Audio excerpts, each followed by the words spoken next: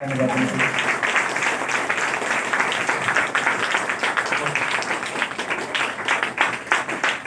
आँखा बन्द गर्न प्रार्थना गरौँ। आँखा बन्द गर्नुहोस्।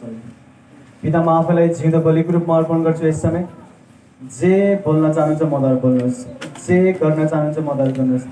आफैलाई म दिन्छु तपाईँको महिमाको निम्ति। येशूको नाममा रोगीहरू निको पार्नुहोस्, दुष्ट आत्माहरू धपाउनुहोस्, असम्भव कामहरू सम्भव गर्नुहोस् र मेरो शरीरलाई प्रयोग गर्नुहोस्। येशू, एक बलिको रूपमा म आफैलाई तपाईँको सामने हाजिर गर्दछु। Thank you Jesus. येशूको सामर्थ्य नाममा माग्दछौँ, आमेन। ताली बजाएर यसलाई धन्यवाद दिन्छु।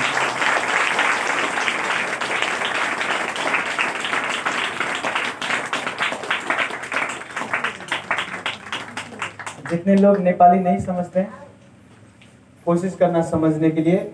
संगति खत्म होने के बाद जितने लोग नए आए हैं मैं आपसे मिलूंगा, ठीक है? अगर आपको समझ में नहीं आ रही ये जो मैं नेपाली में बोलने जा रहा हूँ, ये जब खत्म हो जाएगा ना तो आपको मिलूंगा। जो नए आए हैं, जो दूर से आते हैं नए नए लोग, आपसे मैं मिलूंगा। मोटे दांत आए तेरा, ध्यान दिएर सुन्नु, ध्यान दिएर सुन्नु होला। बाइबलमा लेखेको छ, सुन्नु, भन्नु शरीर, भन्नु त शरीर, आत्मा। अब सुन्नु ध्यान दिएर। बाइबलमा लेखेको छ, येशू ख्रीष्टको कोर्राको चोटले हामी निको भयौँ। कोर्राको चोट जुन येशूले आफ्नो पीठमा, आफ्नो पछाडि येशूले जुन कोर्राको चोट खानुभयो, त्यो कोर्राको चोटले शरीर निको हुन्छ। तर उहाँको अगाडिपट्टि जति चोट आयो, अगाडिपट्टिको चोटले पाप क्षमा हुन्छ। ध्यान दिएर सुन्नु होला। कोर्राको चोट खानुभयो हामीलाई निको पार्नको लागि, हातमा किला, खुट्टामा किला, पेटमा भाला, काँडाको मुकुट, पाप क्षमा गर्नको लागि। बुझ्दै हुनुहुन्छ? पाप क्षमा भनेको आत्माको कुरा हो, चङ्गाई भनेको शरीरको कुरा। बुझ्दै हुनुहुन्छ? नेपालीवाला मान्छेहरू बुझ्नु है, ध्यान दिएर सुन्नु होला। कोर्राको चोटले शरीर निको हुन्छ, बाँकी चोटहरू जुन येशूले खानुभयो त्यो हाम्रो पाप क्षमा गर्नको लागि, आत्मालाई निको पार्नलाई। सुन्दै हुनुहुन्छ? शरीरभन्दा महत्त्वपूर्ण आत्मा छ। त्यही भएर शरीरको लागि उहाँले कोर्राको चोट मात्रै खानुभयो। आत्माको लागि हातमा पनि किला, खुट्टामा पनि किला, पेटमा भाला, काँडाको मुकुट। बुझ्दै हुनुहुन्छ कि नै मेरो कुरा? बाइबलमा लेखेको छ, उहाँले हाम्रो पापको क्रुस बोक्नुभयो। हाम्रो जुन क्रुस उहाँले बोक्नुभयो नि, बोकेर खप्परे भन्ने डाँडामा माथि चढेर जानुभयो। एकजना परमेश्वरको दास इजरायलमा हुनुहुन्थ्यो, मैले त्यो भिडियो हेर्दै थिएँ र उहाँले देखाउँदै हुनुहुन्थ्यो कति अग्लो छ त्यो डाँडा, खप्परे डाँडा यस्तो छ उकालो। कोर्राको चोट हानेपछि उहाँलाई क्रुस बोक्न दिए र हाम्रो पापको क्रुस बोकेर जानुभयो लेखेर, त्यति अग्लो डाँडामा। तपाईँको शरीरभन्दा महत्त्वपूर्ण तपाईँको आत्मा छ। शरीर बहुत महत्त्वपूर्ण छ, त्यही भएर उहाँले कोर्राको चोट खाएको। तर शरीरभन्दा महत्त्वपूर्ण आत्मा छ। त्यही भएर उहाँले आत्माको लागि धेरै मूल्य चुकाउनु भयो, शरीरको लागि चुकाउनु भयो धेरै कष्टवाला मूल्य, तर आत्माको लागि झन् बढी मूल्य चुकाउनु भयो। बुझ्दै हुनुहुन्छ मेरो कुरा? ध्यान दिएर सुन्नु, सुन्दै हुनुहुन्छ? अब यो सुन्नु होला ध्यान दिएर, यो अद्भुत छ। जब तपाईँले थाहा पाउनुहुन्छ कि तपाईँको बुवाले कपिलवस्तुको जग्गा किन्नको लागि 1 लाख खर्च गर्नुभयो र रूपन्देहीमा जग्गा किन्नको लागि 10 लाख खर्च गर्नुभयो, त्यतिकै जग्गा हो। त्यहाँ पनि जति धुरो त्यहाँ पनि त्यति धुरै हो। तर यहाँको जग्गा किन्नको लागि 10 लाख लाग्यो, त्यहाँको जग्गा किन्नको लागि 1-2 लाख मात्रै लाग्यो। अनि तपाईँले पछि थाहा पाउनुहुन्छ, ठुलो भएपछि बुद्धि बलवान थालेपछि थाहा पाउनुहुन्छ कि त्यहाँको भन्दा यहाँको जग्गा बहुमूल्य रहेछ, मान्यता बढी रहेछ। त्यही भएर त्यहाँ कम मूल्य चुकाउनु भयो, यहाँ बढी मूल्य चुकाउनु भयो। बुझ्दै हुनुहुन्छ? यस्तै परमेश्वरले हाम्रो लागि आत्माको लागि बढी मूल्य चुकाउनुपर्छ शरीरको लागि भन्दा। शरीरको लागि जुन उहाँले मूल्य चुकाइदिनु भयो, सबै रोग सन्चो हुन सक्छ। HIV, एड्स, क्यान्सर, ट्युमर, लङ्गडो, बच्चा नहुने, बहिरो, सबै रोग। तर आज आत्माको हामी कुरा गर्दैछौँ। सुन्दै हुनुहुन्छ मेरो कुरा? उहाँले हाम्रो शरीरलाई माया गर्नुहुन्छ, हामीलाई निको भएको देख्न चाहनुहुन्छ। यो परमेश्वरको इच्छा हो, मानिसहरू निको होस्, स्वास्थ्य होस्। त्यही भएर शरीरको स्वास्थ्य परमेश्वरको इच्छा हो। तर त्योभन्दा बढी बहुमूल्य कुरा उहाँको लागि आत्मा हो, तपाईँको र हाम्रो आत्मा। त्यही भएर आत्माको लागि उहाँले कोर्राको चोट खानु भएन, यति नै। उहाँले भन्नु खुलेर लेखेको छ, उहाँको कोर्राको चोटले हामी निको भयौँ। कोडाको चोटले शरीर निको हुन्छ, बाँकी अरू चोटहरूले आत्मा निको हुन्छ। बुझ्दै हुनुहुन्छ? अब म तपाईलाई गहिरो कुरा भन्न सुरु गर्दैछु।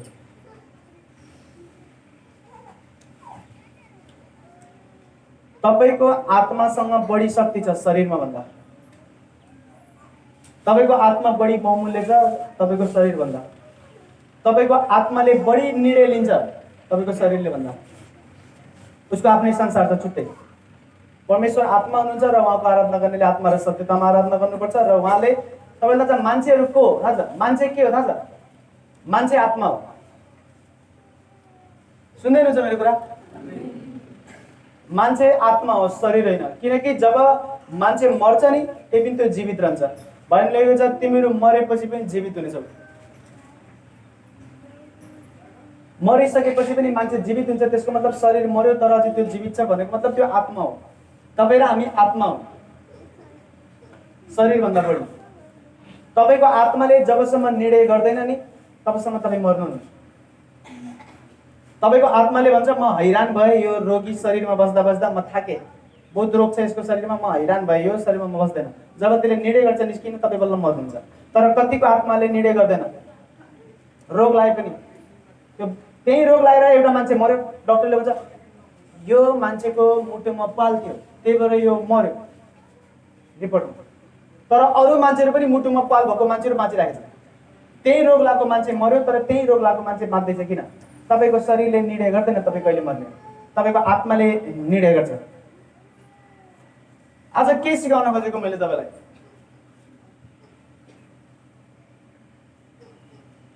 परमेश्वर चाहनुहुन्छ हाम्रो शरीर भन्दा बढी हाम्रो आत्मा स्वास्थ्य होस्। बुझ्दै हुनुहुन्छ मेरो कुरा? आत्मा स्वास्थ्य कसरी हुन्छ? तपाईँ मेरो कुरा सुन्नु होला ध्यान दिएर। शरीर र आत्माको कति कुराहरू मिल्दो जिल्दो हुन्छ। बुझ्दै हुनुहुन्छ? शरीर सधैँ फोहोर हुन्छ, सधैँ। तपाईँ आज नुहाउनु फेरि 1-2 दिनपछि नुहाउनुपर्छ। डेली ब्रस गर्नुपर्छ। बुझ्दै हुनुहुन्छ मेरो कुरा? डेली मुख धुनुपर्छ। शरीर डेली फोहोर हुन्छ, त्यस्तै आत्मा पनि डेली फोहोर हुन्छ। तर कति मान्छेहरूले शरीरको स्याहार सुसार गर्छन् र दामी देखिन्छन्, हेन्छन् देखिएला, कोही राम्रै देखिएला, तर आत्मा एकदम घिनलाग्दो हुन्छ कतिको। तपाईँ लामो समयसम्म सरसफाइ गर्नुहुन्न, नुहाउनुहुन्न भने तपाईँ नि फोहोरी देखिनुहुन्छ। रोग लाग्छ तपाईँको शरीरमा, खटिराहरू आउन थाल्छ। कति मान्छेहरू शरीरमा त्यसरी देखिन्छन् भने कति मान्छेहरू आत्मामा त्यस्तै हुन्छ। धेरै बेर प्रार्थना नगरेका मान्छेहरू, धेरै महिना भयो बाइबल पढ्दैनन्, प्रभुबाट टाढा गएको मान्छेहरू। सुन्दै हुनुहुन्छ मेरो कुरा? ध्यान दिएर सुन्नु होला। तपाईँ र हाम्रो असली रूप आत्मा हो। सुन्दै हुनुहुन्छ? मसँग भन्नु, हाम्रो असली पहिचान आत्मा हो। मान्छे मर्छ र जान्छन् चिहानमा र भन्छन् मर्यो त्यो मान्छे। तर बाहिर लेखेको छ मरिसकेपछि पनि मान्छेहरू जीवित हुन्छ न्यायको लागि। अनन्तसम्म कि त नर्कमा हुन्छ कि त स्वर्गमा हुन्छ, त्यसको न्याय गरिन्छ। मान्छे मर्दैन।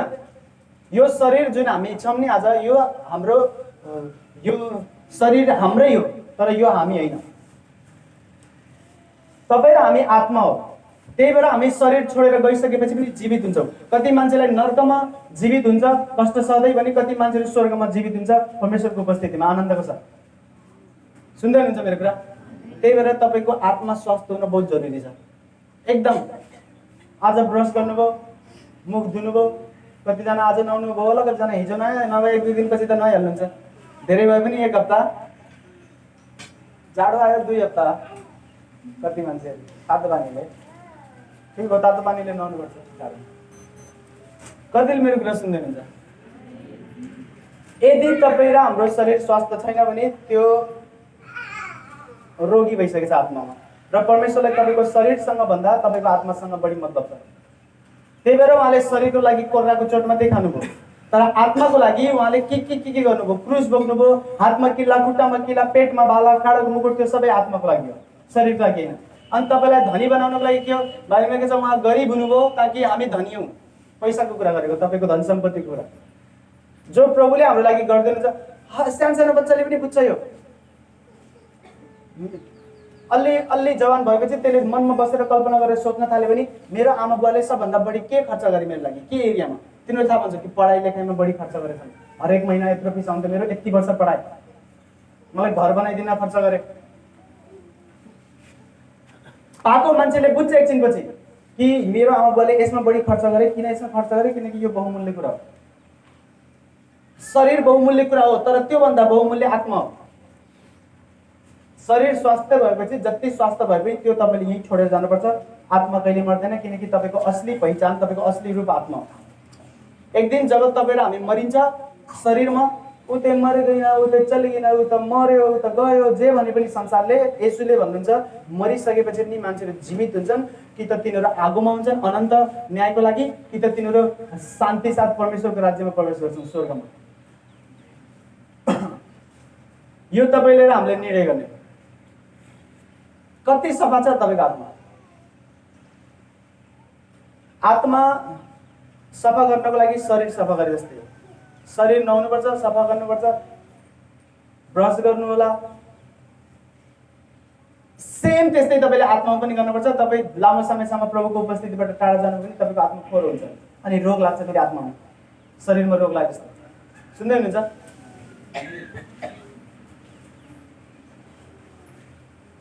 आँखा बन्द गर्नु, म केही रहस्य कुरा भन्न चाहन्छु, प्रार्थना गर्नुपर्छ।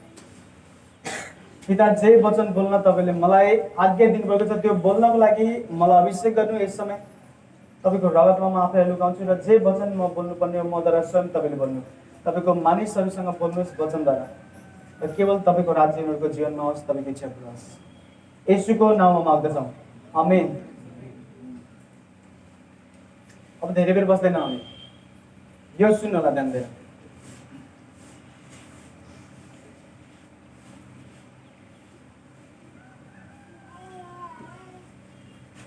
बाइबल लेखेको छ जब धनी मान्छे मर्यो, एकजना धनी मान्छे मरेपछि त्यो, किनकि त्यसले धेरै पापहरू गर्दै धनी भएको भएर नर्क गएको होइन, तर धेरै पापहरू गर्थ्यो, त्यही भएर परमेश्वरको राज्यमा प्रवेश गर्न पाएन, येशूलाई स्वीकारेर थिएन त्यसले।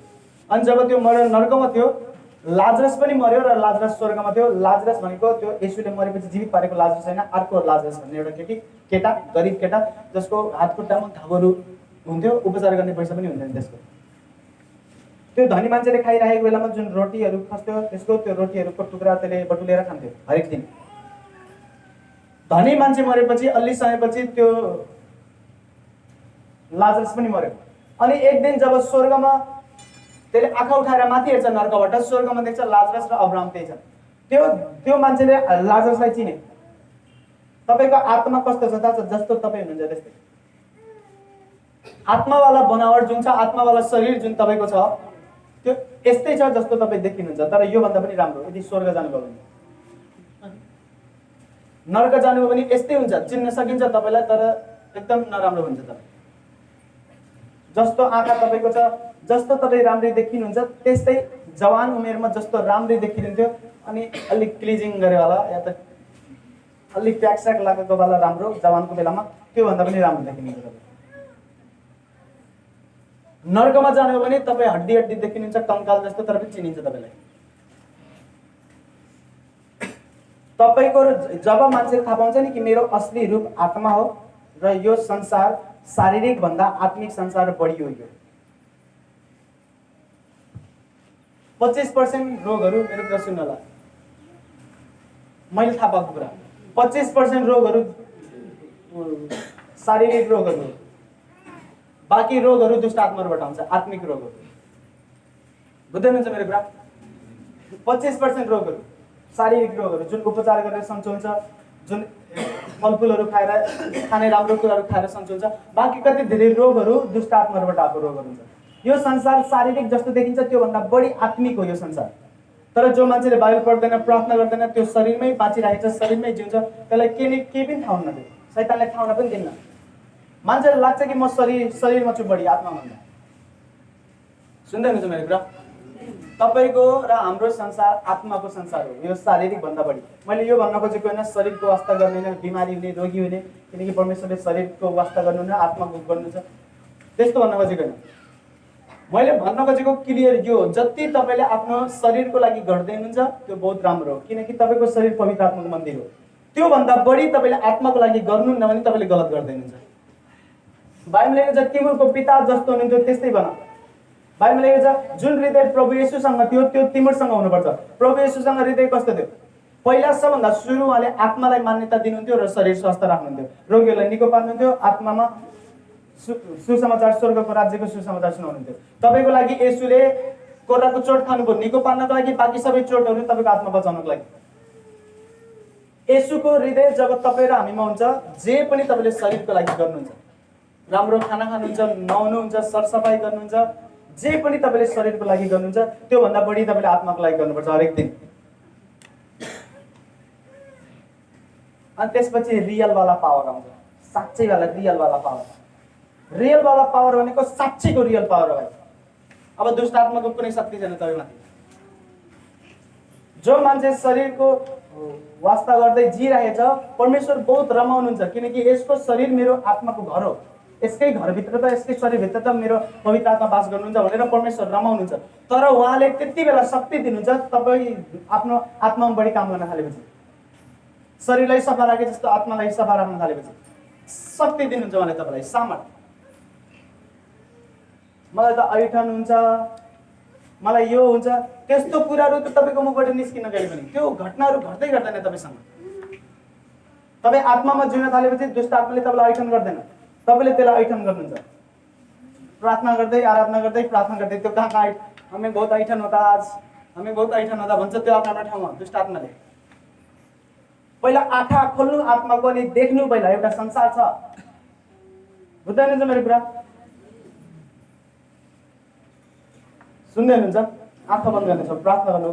जुन वचन तपाईँले सुन्नुभयो प्रार्थना गर्नु, परमेश्वरलाई भन्नु, परमेश्वर मलाई अनुग्रह दिनु आत्मा म सफा राख्न सकु हरेक दिन, किनकि आत्मा सधैँ फोरो हुन्छ, शरीर फोरो भए जस्तै। के कुराहरू तपाईँले हेर्नुहुन्छ, समाचारहरू घटनाहरू वरिपरि घटिरहेको हुन्छ, त्यो घटनाहरूले तपाईँको आत्मालाई दूषित बनाउँछ। तपाईँको वरिपरिको परिस्थितिले तपाईँको आत्मालाई फोरो बनाउँछ हरेक दिन। र यो तपाईँ र हाम्रो जिम्मेवारी यो प्रार्थना गर्दै बाइबल पढ्दै पश्चाताप गर्दै आफ्नो आत्मा सफा गरौँ र सधैँ उहाँको उपस्थितिमा बसिरहँ। आँखा बन्द गरेर परमेश्वरलाई भन्नु, परमेश्वर मलाई हरेक दिन आत्मामा काम गर्ने अनुग्रह दिनुहोस्, म हरेक दिन आफ्नो आत्मामा काम गर्छु। आँखा बन्द गर्दै प्रार्थना गर्न सुरु गर्नु, आफ्नो पुरा हृदयले एकदम सिरियस भएर प्रार्थना गर्नु र यो वचन अनुसार तपाईँको जीवन हुन थाले पनि एउटा साँचोवाला शक्ति पाउनु छ, रियलवाला शक्ति जुन इन्कार गर्न सकिँदैन। शरीर फोहोर हुन्छ, तपाईँ आउनुभयो घरबाट, अब घर फर्केर जानु, जस्तो आउनुभयो त्यस्तै फर्केर जानुहुन्न, तपाईँको शरीर फोहोर हुन्छ, कपडा तपाईँको फोहोर हुन्छ, तपाईँको कपाल धुलो लाग्ला, त्यस्तै तपाईँको आत्मा हरेक दिन फोहोर हुन्छ। समाचार हेर्नुहुन्छ, न्युज हेर्नुहुन्छ, पत्रिकाहरू पढ्नुहुन्छ, वरिपरि घटनाहरू घटिरहेको हुन्छ, जुनसुकै कुराले जानी जानी या अनजानमा तपाईँको आत्मा फोहोर हुन्छ हरेक दिन। हरेक दिन तपाईँको आत्मा फोहोर भए चाहिँ तपाईँले हरेक दिन सरसफाइ गर्न सक्नु भएन भने तपाईँको आत्मामा रोग लाग्छ,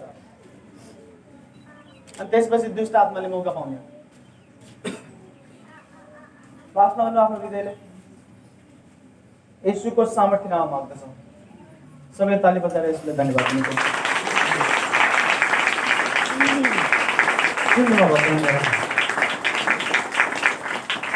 ध्यान दिनु होला यसमा।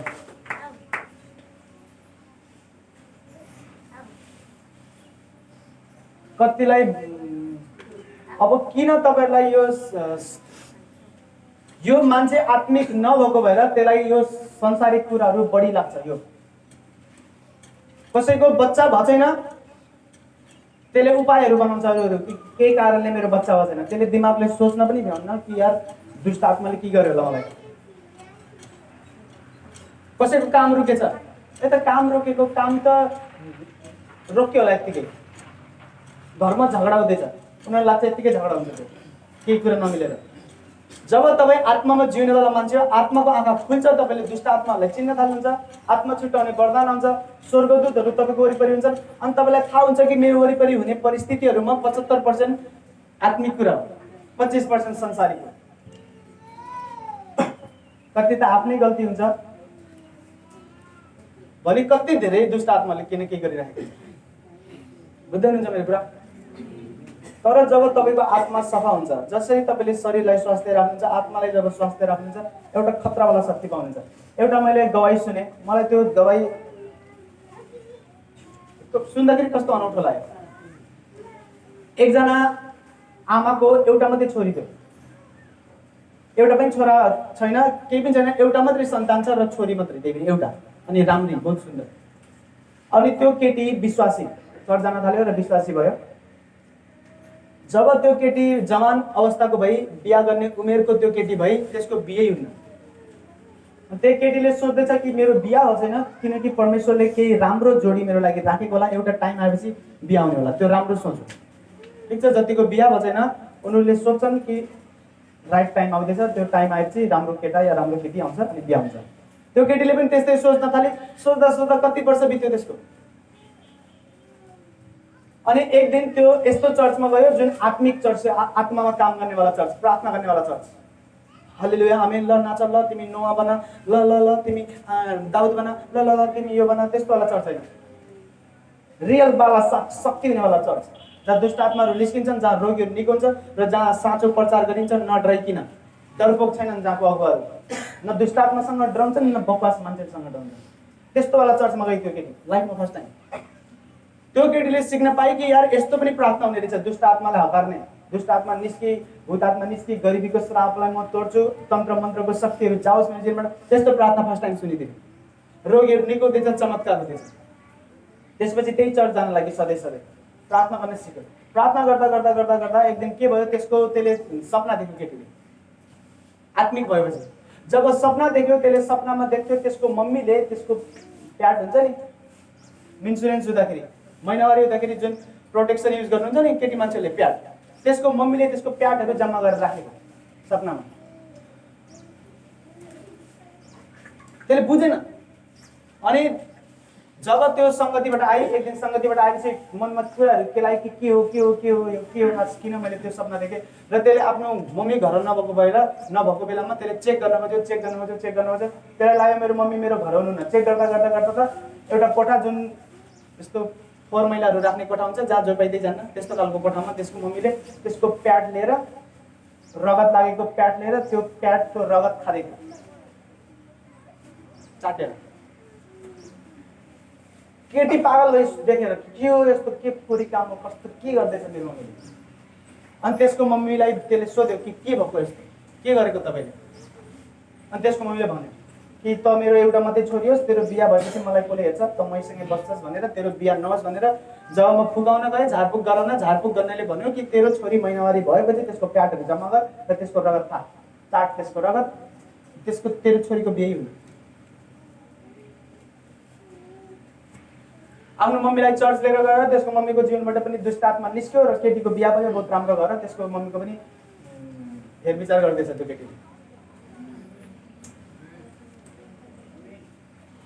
जब तपाईँ आत्मावाला जिन्दगी जिउनुहुन्छ नि, असम्भव केही पनि हुन्न।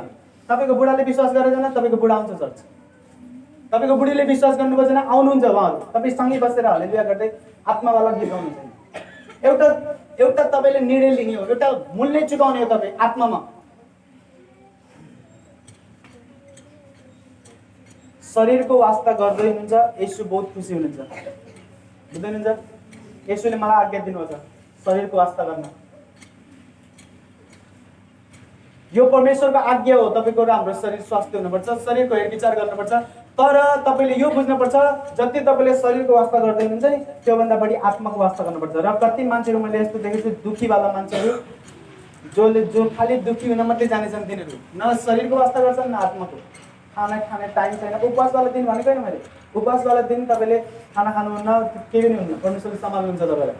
तपाईँ आत्मा पनि शरीरमा पनि राम्रो हुन्छ उपवासवाला दिनमा। तर उपवास छैन तपाईँको, तर पनि खाना खाने तपाईँको टाइम छैन, पानी पनि धेरै खानुहुन्न, पिरो खाँदै हुनुहुन्छ, हग्ने बेलामा आगो बल्छ तपाईँको टोयलेटमा, जहाँ 1 बाल्टी पानी खनाउनु पर्ने हो त्यहाँ 3.5 बाल्टी लाग्नु थाल्यो पानी। परमेश्वरले मन पराउनु त्यस्तो गरेको। तपाईँले शरीरलाई स्वास्थ्य राख्नुहुन्न भने परमेश्वरले मन पराउनुहुन्न, तपाईँलाई गुनासो राख्नुहुन्छ आफ्नो मनमा। तर तपाईँले आफ्नो शरीरलाई स्वास्थ्य राख्दै हुनुहुन्छ र तपाईँले आफ्नो आत्मालाई झन् बढी स्वास्थ्य राख्नुहुन्छ। राति पनि तपाईँ उठ्नुहुन्छ प्रार्थना गर्न, मन बनाउनु कि प्रभु तपाईँले जब तपाईँ खाली भएको बेलामा प्रभुलाई थाहा हुन्छ कि मेरो छोरा मेरो छोरी यति बेला खाली छ, अनि उहाँले तपाईँको मनमा बोल्न सुरु गर्नुहुन्छ कि प्रार्थना गर्न जाऊ। कहिले राति 1-2 बजे उठाइदिनुहुन्छ, आँखा खुल्यो है, आँखा खुल्यो मेरो, निन्द्रै रहेको छैन, प्रार्थना गर्नु बोलाउनु, आत्मा सफा गर भनेर। अनि गीतहरू लाएर प्रार्थना गर्ने, आराधना गर्ने, आत्मामा काम गर्नु अनि जित्नु सबै लडाइँहरू। यहोशूहरूलाई सुरुमा थाहा थिएन। बाइबलमा के लेखेको छ? परमेश्वरले भन्नुभयो मोसा म तँलाई दुध र मह बग्ने देश दिन्छु, तैँले अगुवाई गरेर मान्छेहरूलाई दुध र मह बग्ने देशमा लिएर जान्छस्। अनि मोसा बिच बाटैमा मरेपछि परमेश्वरले यहोशूलाई भन्नुभयो कि यहोशू हेर दुध र मह बग्ने देश तेरो सामने छ।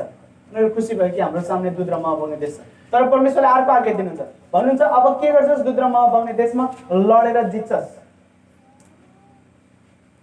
मेरो कुरा सुन्नु, मैले तँलाई विजय दिइसकेँ, मेरो विजयलाई अपना आफ्नो हृदयमा र लडेर जित। लड्नभन्दा पहिल्यै त जितिसकिस्, तर मेरो विजयलाई आफ्नो हृदयमा राख र लड अनि जित। लडाई पहिल्यै मैले जितिसकेँ। उहाँले भन्नुहुन्छ हेर त्यो सहर मैले तँलाई दिदिएँ, हेर त्यो दुध र मह बग्ने देश मैले तँलाई दिदिएँ। भनेको तेरो भइसक्यो, त्यो यसरी मान कि त्यो मेरो भइसक्यो, तर लड। तपाईँको बच्चा छैन, मनमा मान्नु कि मेरो बच्चा भइसक्यो, तर आत्मामा लड्नु पर्यो, प्रार्थना गरेर। जुनसुकै चमत्कारको लागि परमेश्वर भन्नुहुन्छ त्यो दुध र मह बग्ने देश मैले तँलाई दिएँ त्यो मैले तँलाई। र पछि भन्नुहुन्छ लड र जित। भन्न खोजेको के हो? तेरो मनमा तैँले मान कि मैले जितिसकेँ लडाइँ, मेरो बच्चा छैन, बच्चा भइसक्यो, म लड्छु आत्मामा। म गरिबीको श्रापहरूबाट उठ्छु, दशांश भेटिदिन्छु र खुब मेहनत गरेर काम गर्छु, पैसाहरूको आशीर्वाद चाहिन्छ मलाई।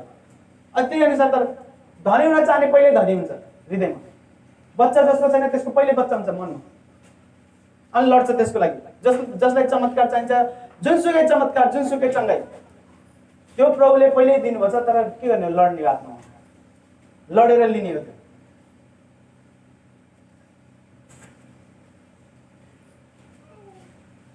लडाई तपाईँ कसरी लड्नुहुन्छ? अद्भुत हुन्छ जब तपाईँ लडाई लड्न जान्नुहुन्छ। जो मान्छे धेरै लडाई लडेको हुन्छ त्यसलाई डर लाग्दैन दुष्ट आत्माहरूसँग, बुझ्दै हुनुहुन्छ? जो आर्मी हुनुहुन्छ, तपाईँको घरको कोही व्यक्तिहरू हुनुहुन्छ होला भने उहाँलाई लडाई लड्न डर लाग्दैन। कति वर्षदेखि उहाँहरू सेनामा हुनुहुन्छ, बानी परिसक्यो।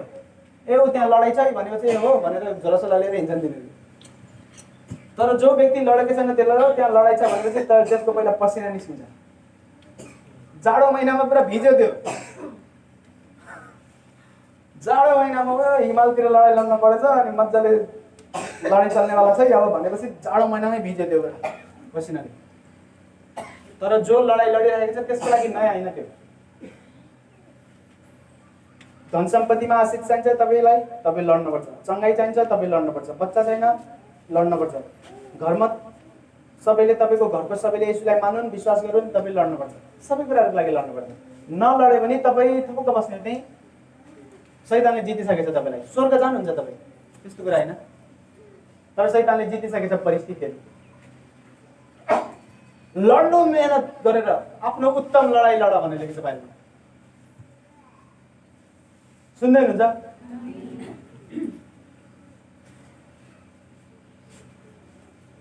हिजो राति सपनामा म आज 2 बजे उठेको थिएँ, मेरो आँखा खुल्यो 2 बजे। म मेरो खास कि त मेरो 12 बजे आँखा खुल्छ मध्यरातमा प्रार्थना गरौँ भनेर, कि त मेरो 3 बजेतिर, 3:30 बजेतिर। तर मेरो 1:30, 2 बजेको बिचमा आँखा खुल्यो। अनि म उठेँ, एकछिन फ्रेस भएँ, अनि म प्रार्थना गर्न थालेँ। तर म सपना देखेर उठेँ र त्यो सपना मनमा खेलाइरहेको थिएँ। ब्रस गर्दा पनि बिहान उठेर प्रार्थना गर्नेहरू ब्रस गर्ने हो बेला, मानव 3 बजे उठ्नुभयो तपाईँ प्रार्थना गर्नु, परिमुख लिएर जाँदैन प्रार्थना गर्नु। जति जाडो भए पनि ब्रस गर्ने हो। 3 बजे उठेर प्रार्थना गरेँ, फेरि सुतेँ, त्यही मुखले प्रार्थना गरेँ। ब्रस गरेर कमसेकम यार, जाडो हुन्छ, जाडो हुन्छ, कति जाडो हुन्छ। ब्रस गर्ने, मुख सुख धुने, फेस पनि धुने, चेहरा आफ्नो साबुनले, चिल्लै अनुहार लिएर जाने प्रार्थना गर्दा, अनि ब्रस गर्ने। मैले तिनीहरूलाई भन्दैछु जसले राति प्रार्थना गर्छन्, 3 बजे उठेर प्रार्थना गर्छन्, तिनीहरूलाई प्रार्थना गरेर भएपछि ब्रस गर्ने होइन, सुरुमै ब्रस गरेर मुख धोएर फ्रेस भएर परमेश्वरको उपस्थितिमा आदर साथ प्रवेश गर्ने, शारीरिक आदर साथ। ठिक छ? यो बहुमूल्य हो, यो उत्तम कुरा हो। जसले गर्नुहुन्थेन गर्नु, जसले गर्नुहुन्थेन गलत गर्दै हुनुहुन्छ तपाईँले भनेको होइन, तर गर्ने हो जे मैले भनेको थिएँ। सरसफाइ राखेर जाने परमेश्वरसँग। ठिक छ? ब्रस गरेर एटलिस्ट मुखले प्रार्थना गर्ने हो भने मैले मुखले प्रार्थना गर्दैन के अरे, म त मन मनै गर्छु भन्नुहुन्छ भने त आफ्नो ठाउँमा छ। सपनामा के थियो थाहा छ? मैले बहुत धेरैचोटि सपना देखेको छु, बहुत धेरै आत्माहरू जितेको। तर यो सपना कस्तो थियो? दुईटा सपना थियो, एकपछि अर्को, र दुईटै खतरनाक खतरनाक सपना। तपाईँले साउथ इन्डियन फिल्म हेर्नुभयो भने माछा बजार देखाउँछ त्यहाँ, अनि बहुत अग्लो अग्लो मान्छेभन्दा अग्लो अग्लो माछाहरू हुन्छ, बहुत धेरै माछाहरू, अनि त्यो राख्छन् त्यहाँ बेच्न। सपनामा मैले माछा मार्दै थिएँ र हाम्रो टिमसँग मिलेर हामीले माछा मार्दै थियौँ, र यति ठुल्ठुलो माछा हामीले मार्दै थियौँ, र मैले मनमा भन्दै थिएँ कि नेपालमा यस्तो पनि माछा हुन्छ, यो त इन्डियामा पाउनेवाला माछा हो। यत्रो अग्लो अग्लो माछा जुन तपाईँले देख्नुहुन्न यो हाम्रो एरियामा। हामीले एकचोटि त्यहाँ देखेको थियौँ कुनै पनि ठाउँमा, अझैहरू पनि काठमाडौँबाट फर्किँदाखेरि कुनै कता सुदुनाले लिएर जान्छु भनेर कतातिर गो लिएर जानुभयो, अनि त्यहाँ बहुत ठुलो मान्छे जत्रै माछा थियो, मान्छे जत्रै, हामी जत्रै यस्तै यसरी जबरजस्ती बोकेको थियो। साँच्चैको माछा, बन्जरोले काट्थ्यो त्यस्तो, बन्जरोले माछालाई। नेपालको कुरा गर्दैछु, तर यो एरियामा त्यस्तो मैले फर्स्ट टाइम देखेको नेपालमा त्यो माछा। मलाई त्यो देख्नभन्दा पहिला थाहा थिएन कि यस्तो माछा पनि हुन्छ। सोध्नु होला नभए, यो स्पिकरभन्दा सानो अलिकति कुनै कुनै, तर कुनै कुनै झन् ठुल्ठुलो, झन् मोटो मोटो, जबरजस्ती बोकेर लिएर जान्थ्यो। त्यत्रो ठुलो माछा त्यो कहाँबाट कसरी मारे तिनीहरूले, लिएर हिँड्दै थिए बाइकमा लोड गरेर समातेर। त्यस्तोवाला माछा मैले देख्दै थिएँ सपनामा बहुत धेरै, र हामीले झुन्डाएर राखेको थिएँ। है यो माछा त पाइन्न नेपालमा, तर कहाँबाट पायौँ? अनि त्यो सपना सिद्धियो। अनि अर्को सपनामा म यसरी हिँडेर जाँदै थिएँ, एक्लै थिएँ म। अनि जब त्यो सपनामा म हिँडेर जाँदै थिएँ, एउटा खोला थियो, अनि त्यो खोलामा मैले जब हेरेँ बहुत धेरै माछा, एकदम धेरै माछा। खोला बहुत सानो अनि पानी पनि थोरै, बहुत धेरै माछा। मैले मनमा नै सोच्न थालेँ, म केटाहरूलाई लिएर आउँछु अनि यो पानी सबै उधेर सबै माछा लिएर जाने। अनि म केटाहरूलाई भन्न गएँ कि र त्यहाँ बहुत धेरै माछा छ, माछा मार्ने, राम्रो राम्रो माछा। त्यो भनेको त्यो हामीले आत्मा जित्दैछौँ। अनि कति यस्तो कामहरू परमेश्वरले गर्नुहुन्छ हाम्रो एरियामा, जुन हाम्रो एरियामा हुनु अलि असम्भव जस्तै हो। या त हुन्न होला यस्तो, त्यस्तो कामहरू पनि हुन्छ। हुँदै हुनुहुन्छ मेरो कुरा? अद्भुत कामहरू हुँदैछ, बहुत महान कामहरू हाम्रो बिचमा। रोगीहरू निको हुँदैछन्, बहुत ठुल्ठुलो भिडहरू। माछा भनेको बहुत धेरै आत्मा हो, बहुत धेरै माछा भनेको बहुत धेरै आत्मा, बहुत धेरै मान्छेहरू यसलाई विश्वास गर्नेवाला छन्। अनि राम्रो राम्रो माछा जुन यस्तो पाउँदै पाइँदैन नेपालमा, त्यस्तो माछाहरू पनि हामीले मार्दै थियौँ सपनामा। त्यसको मतलब जुन कामहरू नेपालमा खासै भएको थिएन र मान्छेले देखेको पनि थिएन, यस्तो पनि नेपालमा पनि छ र त्यस्तोवाला हुँदैछ यहाँ हाम्रो बिचमा। प्रभुले प्रयोग गर्दै हुन्छ त्यो गर्नको लागि। यो त सपनाको कुरा हो। जब तपाईँ आत्मामा हुनुहुन्छ फेरि न तपाईँले देख्नुहुन्छ यस्तो कुराहरू। यो समय आइसक्यो तपाईँ हामी आत्मामा हुन, एउटा लडाइँ लड्ने जिन्दगी बनाउनु। तपाईँलाई थाहा छ, तपाईँलाई जुन कुरा शारीरिक लाग्यो होला त्यसको लागि तपाईँले शारीरिक मेहनत गर्नुहुन्छ, आफ्नो बेस्ट दिनुहुन्छ र आत्मामा पनि लडाइँ लड्नुहुन्छ। बुझ्दै हुनुहुन्छ मेरो कुरा? म प्रार्थना गर्न चाहन्छु तपाईँ सबैको लागि। आँखा बन्द गर्नु। पिता, म प्रार्थना गर्छु येशूको नाममा, तपाईँले दिनुभएको वचन अनुसार येशूको सामर्थ्य नाममा पिता, तपाईँको मानिसहरूलाई आत्मा शुद्ध पार्ने, आत्मा सफा राख्ने, आत्मालाई निरन्तर शुद्ध गरिराख्ने हृदय दिनुहोस्। तपाईँको पवित्र आत्माद्वारा प्रार्थनाको जीवन दिनुहोस्, प्रार्थनाको हृदय दिनुहोस् येशूको नाममा। तपाईँको अझ बढी नजिक लिएर जानुहोस् तपाईँको मानिसहरूलाई। अनुग्रही, अति महान, अति सर्वश्रेष्ठ परमेश्वर, तपाईँले हाम्रो शरीरको लागि कति वास्ता गर्नुभयो र तपाईँ चाहनुहुन्छ हाम्रो शरीरलाई हामी स्वास्थ्य राखौँ, किनकि यो पवित्र आत्माको मन्दिर हो। कोराको चोट खानुभयो ताकि हामी निको हौँ।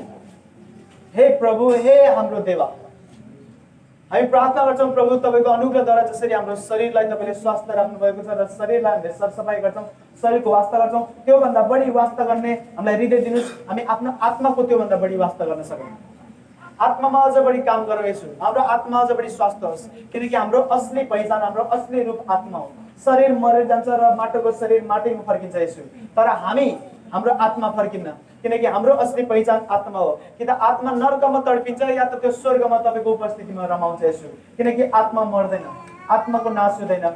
हे पिता, अल्फा र ओमेगा परमेश्वर, आदि र अन्त्य सबै कुरा जान्नु नै यसो, सबै कुरा समर्पण गर्छौँ तपाईँको उपस्थितिमा। तपाईँको मानिसहरूको आत्मालाई, शरीरलाई म तपाईँको आत्मा सुम्बन्छु। प्रार्थनाको हृदय दिनुहोस्, तपाईँको नजिक जाने हृदय दिनुहोस्, अनुग्रह दिनुहोस् यस्तो परमेश्वर। तपाईँको मानिसहरूले तपाईँलाई अझ बढी प्रेम गरून्, तपाईँको नजिक जाउन् र फर्केर कहिले नआउन्, तपाईँको नजिक गएर संसारतिर फर्केर कहिले नआउन्, तपाईँलाई कुनै पनि कुराहरूमा नसाटुन् परमेश्वर। व्यापारीले व्यापार गरे जस्तो तपाईँको व्यापार नगरोस् कसैले पनि, कुनै पनि लोभले, कुनै पनि कुराले उनीहरूको हृदयमा तपाईँको ठाउँ नपाओस्। पैसा दिएर केही सामान साटे जस्तो तपाईँलाई दिएर कुनै दर्शन, कुनै योजना, कुनै नराम्रो कुराहरू या राम्रो कुराहरू, केही पनि कुराहरू तपाईँको मानिसहरूले नसाटुन्। तपाईँलाई पहिलो प्रेम बनाएर राख्नु यसु। यसु यो मेरो प्रार्थना छ, यसुको नाममा म माग्दछु सबै व्यक्तिहरू प्रेमको सम्बन्धमा घनिष्ठ जाउन्, अझ बढी तपाईँलाई प्रेम गरून् र तपाईँको नजिक जाउन्, आत्मामा काम गर्ने हृदय दिनुहोस् यसु। धन्यवाद यसु। प्रार्थना गर्न सुरु गर्ने समय आत्माको लागि प्रार्थना गर्नु आफ्नो, त्यसपछि शरीरको लागि हामी प्रार्थना गर्नेछौँ र चङ्गाई हुनेछ, रोगीहरू निको हुनेछन्, असम्भव कामहरू सम्भव हुनेछ। प्रार्थना गर्नु यस समय। पवित्र आत्मालाई हृदय दिनुहोस्, यस्तो हृदय दिनुहोस् जुन प्रभु येशूसँग थियो। प्रभु येशूले शरीरको अति वास्ता गर्नुभयो र शरीरलाई भन्दा बढी उहाँले आत्मालाई वास्ता गर्नुभयो।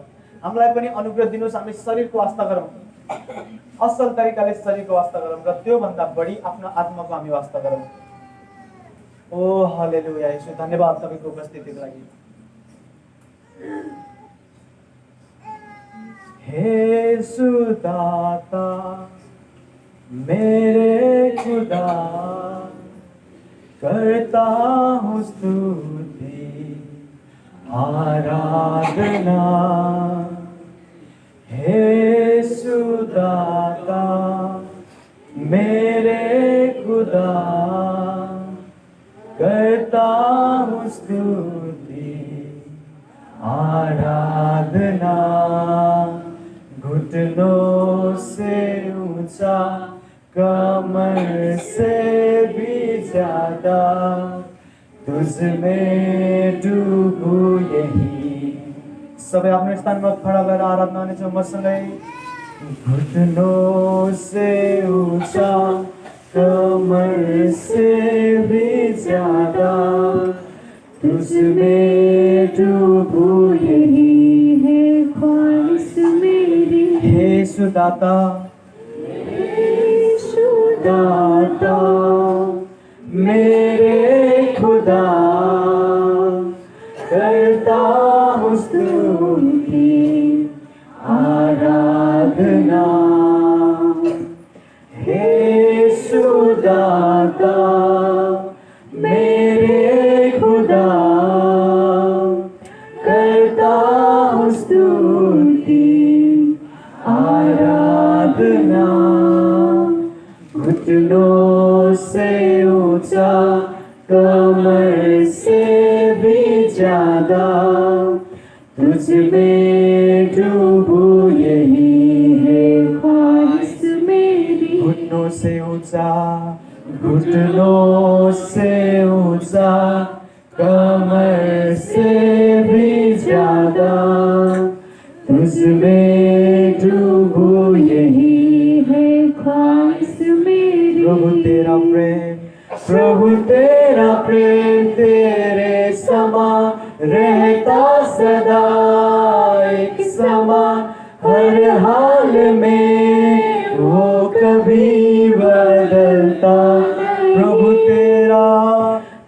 तेरा प्रेम तेरे समा रहता सदा, एक समा हर हाल में, वो कभी बदलता। प्रभु तेरा प्रेम, प्रभु तेरा प्रेम तेरे समा रहता सदा, एक समा हर हाल में, वो कभी बदलता नहीं। प्रभु तेरा प्रेम, प्रभु तेरा प्रेम तेरे समा रहता सदा, एक समा हर हाल में, वो कभी बदलता नहीं। घुटनों से ऊंचा, घुटनों से ऊंचा, कमर से तुझमें डूबूं यही है ख्वाहिश मेरी। घुटनों से ऊंचा गाने की कोशिश करेंगे। गाना कोशिश करो, जतिलाउन गाउन कोशिश करो। तुझमें डूबूं यही है ख्वाहिश मेरी। घुटनों से ऊंचा, कमर से भी ज्यादा तुझमें डूबूं यही है ख्वाहिश मेरी। येशूको सामर्थ्यमा माग्दछौँ। आमेन। सही बस्नु आफ्नो स्थानमा। हामी गवाई सुन्नेछौँ। गवाई कसैको छ लेवन दर्शन कहाँ छन्? दर्शन बैठो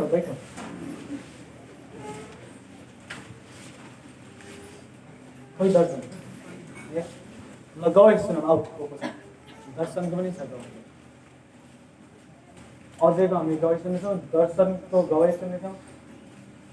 दर्शन आएको छ। घुटनों से ऊंचा, कमर से भी ज्यादा तुझमें डूबूं यही है। प्रार्थना गर्नु सबैले गवाईको निम्ति परमेश्वरलाई भन्नु, परमेश्वर जसरी म गवाई सुन्नेछु, जसरी तपाईँले मानिसहरूको जीवनमा काम गर्दैनुहुन्छ, मेरो जीवनमा पनि काम गर्नु। यो गवाईको लागि जसरी म तपाईँलाई धन्यवाद दिनेछु। मेरो लागि गवाईहरू उत्पन्न गर्नु, मेरो असम्भव परिस्थितिहरूलाई सम्भव गर्नु येशू। घुटनों से ऊंचा, कमर से भी ज्यादा तुझमें डूबूं यही है। सबैले गाउनेछौँ। घुटनों से ऊंचा, कमर से भी ज्यादा तुझमें डूबूं यही। आमेन। हामी गवाई सुन्नेछौँ यिनको। योभन्दा एउटा सुरुमा म गवाई भन्न चाहन्छु। त्यो कपिल वस्तुमा भनेनन् त्यो दाइले, तर लास्टमा मलाई भेटेर भन्दै थियो। एउटा दाइ थियो, त्यो दाइले त्यो मानव तन्त्र मन्त्र गर्ने मान्छेहरूको सुरुवात हुन्छ नि, जादु टोना गर्ने मान्छेहरूले जसरी जादु टोना गर्छन्, उनीहरूको त्यो दुष्ट आत्मा भूत के आउँछ, त्यो मान्छेले भूतलाई बोलाउँथ्यो अनि भूत आउँथ्यो। त्यतिखेर त्यस्तो थियो त्यसको जीवन। अनि भूत आएपछि फेरि बहुत शरीरमा दुखाइ हुन्थ्यो, पुरै शरीर हड्डी सबै दुख्थ्यो त्यसको। अनि जब चर्च आयो त्यसले भन्यो मैले के गरौँ? अनि मैले त्यसलाई प्रार्थना गर्न सिकाएँ। मैले भने भूतलाई नबोलाऊ, येशूलाई बोलाऊ, यसरी प्रार्थना गरेँ। अनि त्यसले त्यो प्रार्थना गर्न थालेपछि त्यो सन्चो भयो। मेरो हातमा मैले बुझेअनुसार त्यो मान्छेलाई त्यो भूत लागेर त्यो भूतले लामा झाँक्री के बनाउन खोज्दै थियो। अनि त्यसको श्रीमती पनि आयो गवाई दिन। अनि त्यसको श्रीमती पनि सँगै आएको थियो, तर त्यसको श्रीमतीको मलाई थाहा थिएन पहिला समस्या। त्यसको श्रीमतीले भन्यो कि मेरो बुढा आउन थालेपछि म पनि आएँ यहाँ, मलाई पनि भूत लाग्थ्यो र भूत लाग्दाखेरि अचानक म लोट्थेँ, आगोको छेउमा लोट्थेँ, पानीको छेउमा लोट्थेँ। त्यो भूत जब मलाई लाग्थ्यो त्यो भूतले मलाई आगोमा लैजान्थ्यो, फेरि पानीमा लैजान्थ्यो। जहाँ पनि खोला बपार खोलाको नजिकै, आगो बपार आगोको नजिकै मलाई लान खोज्थ्यो। भूत लाग्ने बित्तिकै मेरो शरीरमा कन्ट्रोल हुन्थेन। कति वर्षदेखि यस्तै रोक्थ्यो। अनि त्यसको प्रार्थनाको विषय पनि थाहा थिएन मलाई, के प्रार्थना हो के कसो। उसको बुढाले मलाई गवाई दिएपछि उसको श्रीमती आयो र श्रीमती दुइटैले गवाई दिए। उसको श्रीमती त्यसपछि न कहिले बेहोस गर्छ, न भूत लाग्छ, न आगोको नजिक जान्छ त्यसरी भूत लागेर, न पानीको नजिक।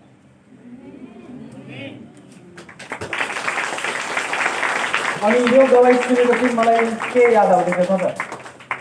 एकजना बुवाले आफ्नो छोरा लिएर जान्छ र येशूलाई गएर भन्छ, प्रभु येशू यसलाई भूत आत्मा लाग्छ र यसलाई दुष्ट आत्मा लाग्ने बित्तिकै यसलाई आगोमा फालिदिन्छ, पानीमा फालिदिन्छ, कहिले आगोमा फाल्छ, कहिले पानीमा फाल्छ। अनि चेलाहरूले भूत निकाल्न सक्दैनन्, थाहा छ त्यो भूत। अनि येशूले त्यो भूत निकालेर फेरि चेलाहरूलाई हेरेर भन्नुहुन्छ, यस्तो खालको भूत बिना प्रार्थना उपवास बिना निस्किन्न। अनि मैले मनमा सोधेको थिएँ कि अरे मेरो प्रार्थना उपवासले काम गर्दैछ, त्यो भूत त ननिकालिकन निस्क्यो।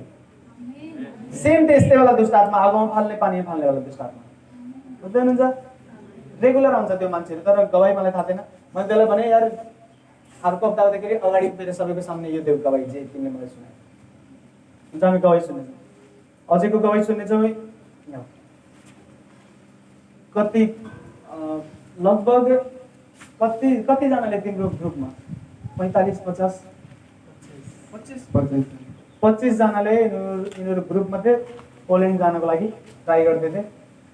अनि 25 जनाको ग्रुपमा एकजनाको मात्रै इन्टरभ्यूको लागि डेट आयो, एकजनाको मात्रै। अनि अजयको आयो, अनि अरूजनाले पुरेर बसेछन् कहिले आउने भनेर। अनि इन्टरभ्यू हुने बित्तिकै मेरो बर्थडेवाला दिनमा त्यही रातलाई जानु पर्यो रिजल्ट दिन, आफै गएर हेर्नुपर्ने हुन्छ।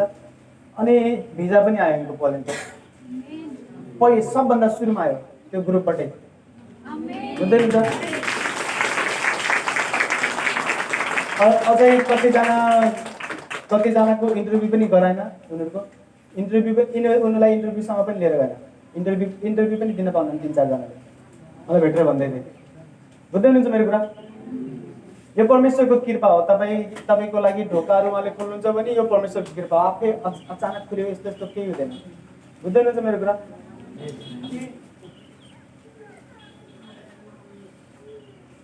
यिनलाई कसरी, यिनी पहिला कस्तो थियो थाहा छ? अहिले हेर्दै हिरो जस्तै होइन? यिनलाई मैले सुरुमा देख्दाखेरि यिनको कट्टु सानो हुन्थ्यो टी सर्ट भन्दा, अनि कट्टुको टुप्पो मात्रै देखिन्थ्यो, यस्तो झोलेवाला कट्टु अनि झोलेवाला टी सर्ट अनि सानो कट्टु लगाएर साइकल चलाउँदै घुम्थ्यो। अनि के काम गर्थे थाहा छ? कहिले इन्डिया जान्थे इटा गर्न, कहिले चौचौ फ्याक्ट्रीमा काम गर्थे,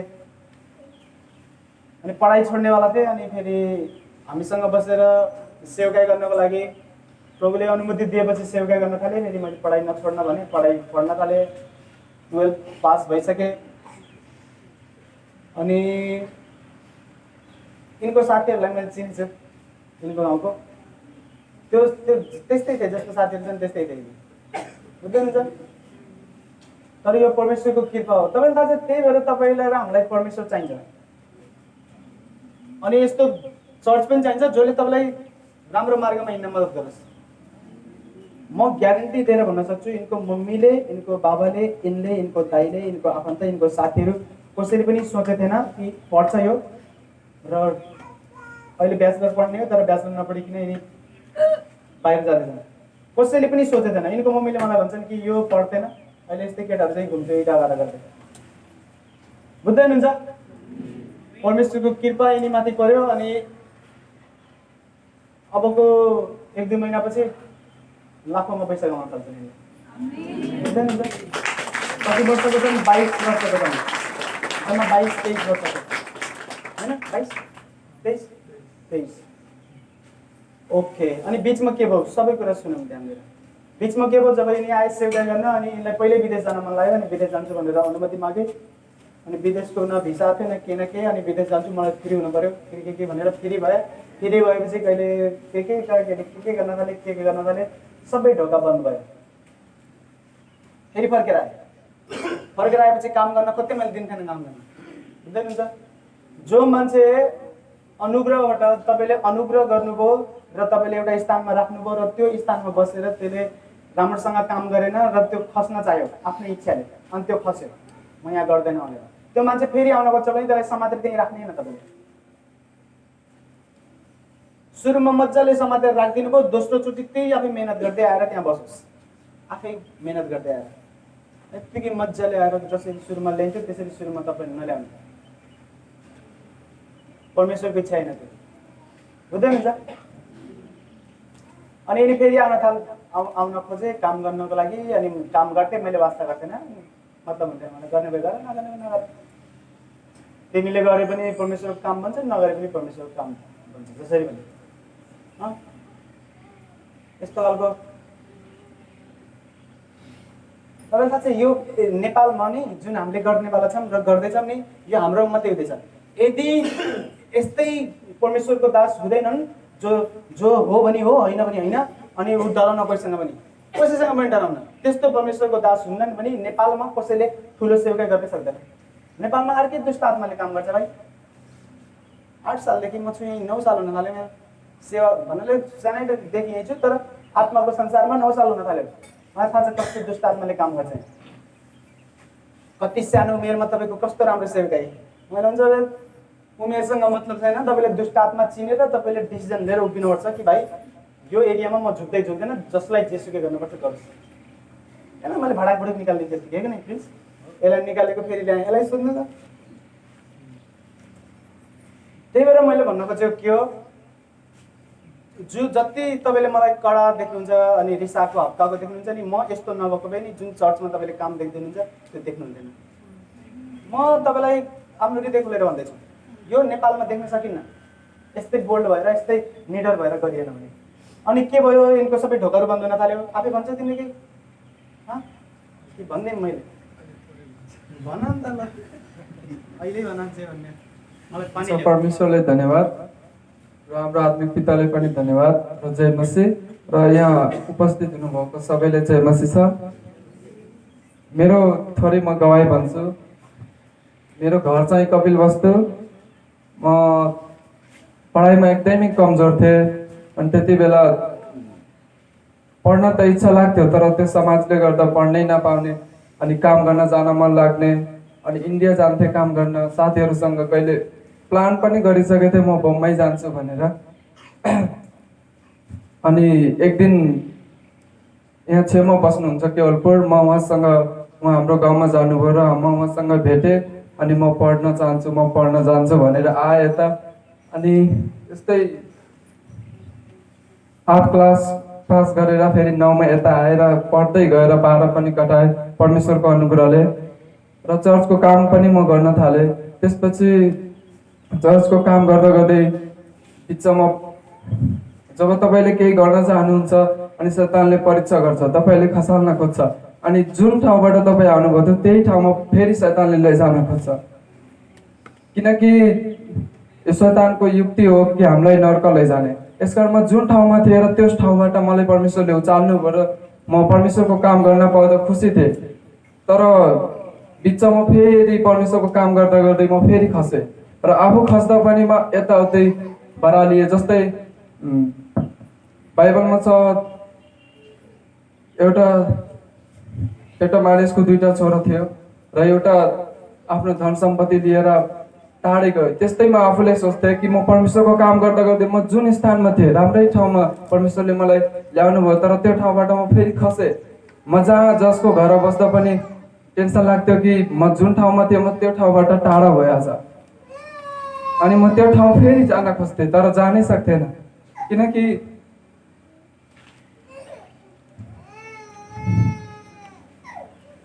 म परमेश्वरदेखि धेरै टाढा भइसकेको छु। शैतानले मलाई कन्ट्रोल गर्न थाल्यो। तपाईँहरूलाई थाहा छैन, म फेरि होटलको लाइनतिर लागेँ। त्यसपछि म केटाहरूसँग त्यस्तै घुम्न थालेँ र रक्सीहरू पनि खान थालेँ।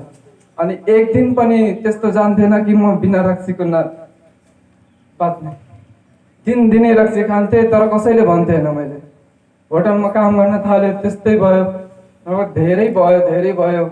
त्यसपछि तर डर हुन्थ्यो। जस्तै अब सबैले डर हुन्छ कि परमेश्वरलाई, जब परमेश्वरले हामीले चिनिसक्छौँ तब हामीलाई डर हुन्छ कि प्रभुले हामीलाई त्यो नराम्रो परिस्थितिबाट ल्याउनु भएको छ भने हामीलाई केही गर्नलाई ल्याउनु भएको छ र हामीलाई बचाउनले, हाम्रो आत्माले बचाउन ल्याउनु भएको छ।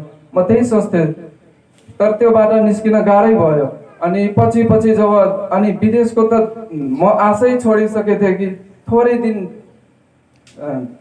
जब यहाँ बस्थेँ तब आश हुन्थ्यो कि म अब विदेश जान सक्छु। तर एक वर्ष भयो, 2 वर्ष पनि कटिसक्यो अनि आश पनि मरिसक्यो। अब हुँदैन होला, अब यत्तिकै बरालिन्छु होला। कहाँ जुन ठाउँमा परमेश्वरले मलाई पुगाउनु भयो त्यो ठाउँबाट अब म खसिसकेँ, म कसरी उठ्न सक्छु। म यस्तै भयो। अनि रक्सीहरू त खान्थेँ तर कसैले थाहा छैन भनेछु म, किनकि राति खान्थेँ, काम गरेर खान्थेँ र सुत्थेँ। अनि जब परमेश्वरको फेरि म प्रार्थना गर्न थालेँ, बाइबल पढ्न थालेँ, डर हुन थाल्यो अनि फेरि म परमेश्वरको नजिक गएँ र यहाँ हाम्रो फादरको घरमा फेरि म आएँ र बिस्तारै म काम गर्न थालेँ र आफ्नो हृदयमा काम गर्न थालेँ।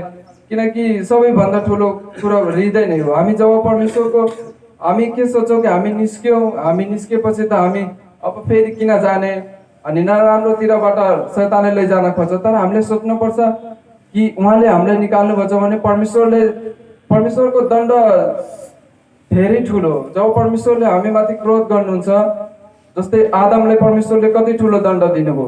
आदम त अमर थियो, मर्थेन, तर आदमलाई परमेश्वरले यस्तो दण्ड दिनुभयो कि त्यो अब मृत्यु चाख्न पर्यो। त्यसरी नै हामीले सोच्नुपर्छ कि परमेश्वरको दासले जब हामीलाई निकाल्नुहुन्छ, र त्यो सानो कुरा हो। हामी फेरि फर्किन सक्छौँ। हामी आफ्नो हृदयमा काम गऱ्यो भने हामी फेरि चर्चको काम गर्न सक्छौँ। सबभन्दा खुसी कुरा यही लाग्छ कि हामी जब चर्चमा काम गर्छौँ त्योभन्दा ठुलो अरू केही होइन।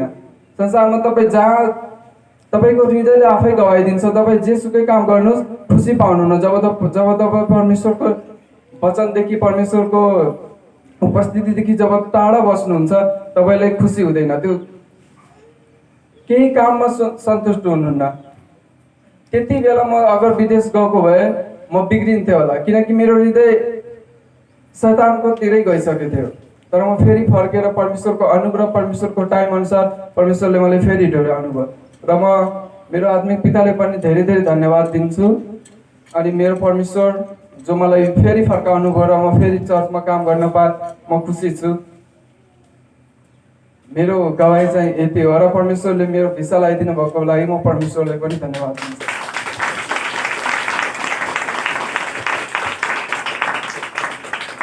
अनि जुन पैसा लाग्ने हुन्छ त्यो परमेश्वर जुटाइदिनुहुन्छ तिमीलाई जानको लागि, ठिक छ? मैले भन्दैछु त्यो परमेश्वर जुटाइदिनुहुन्छ। ओके, अनि यिनलाई मैले पठाउँदैछु। जतिजना मसँगै काम गर्दा मलाई विदेश जानु छ कतिजना हुन्थे, उनीहरू तिमी यसो कस्तो खतरा यसो आउनुभयो र यसोले भन्नुभयो कि सेवा गर। अनि उनीहरू मकिन त यसो आउनुभयो, यसोले त तपाईँसँग सेवा गर्नु छ। 2-4 हप्तापछि भाइ मेरो भिसा लाग्यो नि, म विदेश जाँदैछु। अनि विदेश हिँड्दै केटा यहाँ छैन, नभए त्यो भाइलाई बाहिर म भनिदिन्थेँ विदेश गएर आयो कि पनि छैन त्योसँग कुरा गर न केटाहरू तिम्रो राखेको कसैलाई। मैले कसैलाई झार्न खोजेको होइन। परमेश्वरलाई साइड लाएर तिम्रो जाऊ, परमेश्वरले तिमीलाई साइड लाएर दिनुहुन्छ। ढोका जब परमेश्वरले बन्द गरिदिन्छ नि कसले खोल्न सक्छ, तर जुन ढोका परमेश्वरले खोल्नुहुन्छ कसैले बन्द गर्न सक्दैन। 22-23 वर्षको उमेरमा अब यिनले कमाउन सुरु गर्छन् नि, आफ्नो उमेरमा सफल व्यक्तिहरूमध्ये एक भन्छन् यिनी, र यिनलाई मैले पठाउँदैछु यहाँबाट प्रार्थना गरेर, हुँदैन मेरो कुरा। अनि बाँकी रह्यो टिममा बस्ने नबस्ने, यिनीहरू आफै चाहन्छन् निस्किन सुरुमा। अनि जब यिनीहरू आफै निस्किन चाहन्छन् यिनीहरू भन्न सक्दैनन् मलाई, किनकि डराउँछन्। म त त्यो 1-2जनाले भन्थे, त्यो एउटा भाइले भन्यो, त्यो अरूले भन्दैन। उनीहरू एटिट्युड देखाउँछन्, बानी बेहोराहरू देखाउँछन्, सङ्गतिमा गेम खेल्छन्। हजुर सोध्नु त आफ्नो छोराछोरीलाई मैले किन निकालेँ? तपाईँहरू मसँग रिसाउनुहुन्छ, तपाईँहरू रिसाइराख्नु, तपाईँहरूभन्दा माथि म उचालिँदै जान्छु, केही पनि फरक पर्दैन।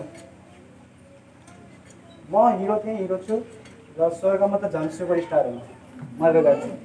पहिला तपाईँले सोध्नु तिनीहरूलाई मैले किन निकालेको। यिनी छोड्न चाहन्थे, यसलाई पनि छोड्न मन हुन्थ्यो। छोड्न चाहे पार उनीहरूले भन्थेनन् कि मलाई छोड्न छ। हैरान भयो नि त काम गर्दा गर्दा। मान्छेको अधीनमा को बसेर काम गर्ने, त्यो पनि जवान्छ म पनि जवान्छु। उसको ह्यान्डराइटिङ भन्दा मेरो ह्यान्डराइटिङ राम्रो रहेछ के यस्तै हो। सुन्दैन त मेरो कुरा? अनि जो आफै निस्किन चाहन्छ जबरजस्ती राख्नुहुन्न, त्यही भएर हामीले निकालिदिन्छौँ। अनि जो फेरि फर्केर आउन चाहन्छ त्यसलाई फेरि लिन्न, त्यसले आफै जसरी गयो त्यसरी हामीले बिस्तारै बिस्तारै काम गर्दै हृदयमा काम गर्दै। बुझ्दै हुन्छ मेरो कुरा? परमेश्वरको काम हो कि नै? होइन, यिनलाई 2-4 वर्षपछि हेर्नु होला। मैले कमाइको मात्रै कुरा गर्छु कि यिनले धेरै कमाउँछन्। यिनले सफलताको कुरा गर्दैछु। यिनी जवानहरू जो हुन्छन् नि तिनीहरूको लागि कति परमेश्वरको सेवकहरूले मलाई हेर्नुहुन्छ र भन्नुहुन्छ हामी त्यस्तो सेवा गर्न चाहन्छौँ, त्यो पास्टरले गरे जस्तै। त्यस्तै यिनको जीवनलाई हेरेर परमेश्वरको कृपा जुन यिनको लाइफमाथि आछ त्यही देखेर अरू मान्छेहरूले भन्छन् कि यार त्यस्तै हाम्रो पनि लाइफ होस्, त्यस्तै हामीले नि परमेश्वरको डर मानौँ, मेहनत गरौँ। बुझ्दैन हुन्छ मेरो कुरा? सबैले ताली बजाएर यसलाई धन्यवाद दिन्छ। सुरुमा आफै छोड्न चाहन्छन्, अनि आफै जाने हो भनेपछि जाऊ। अनि जसलाई मैले पठाइदिन्छु, पठाइदिएपछि मेरो लेना देना हुन्न। मैले भन्छु भाइ केही पनि लेना देना छैन, ऊ बिना काम गर्न बानी बसाला। जो बस्छन् 2-4 जना भन्छु उनी बिना काम गर्न बानी बसाला। अब लेना देना छैन, जब तिमी गयो त गयो। अनि त्यसपछि आफै रक्सी खान सुरु गर्नु।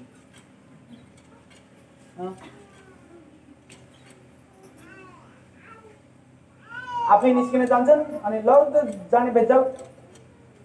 अनि पठाइदिएपछि फेरि रक्सी खान सुरु, या त जे मर्जी। बुझ्दै हुन्छ?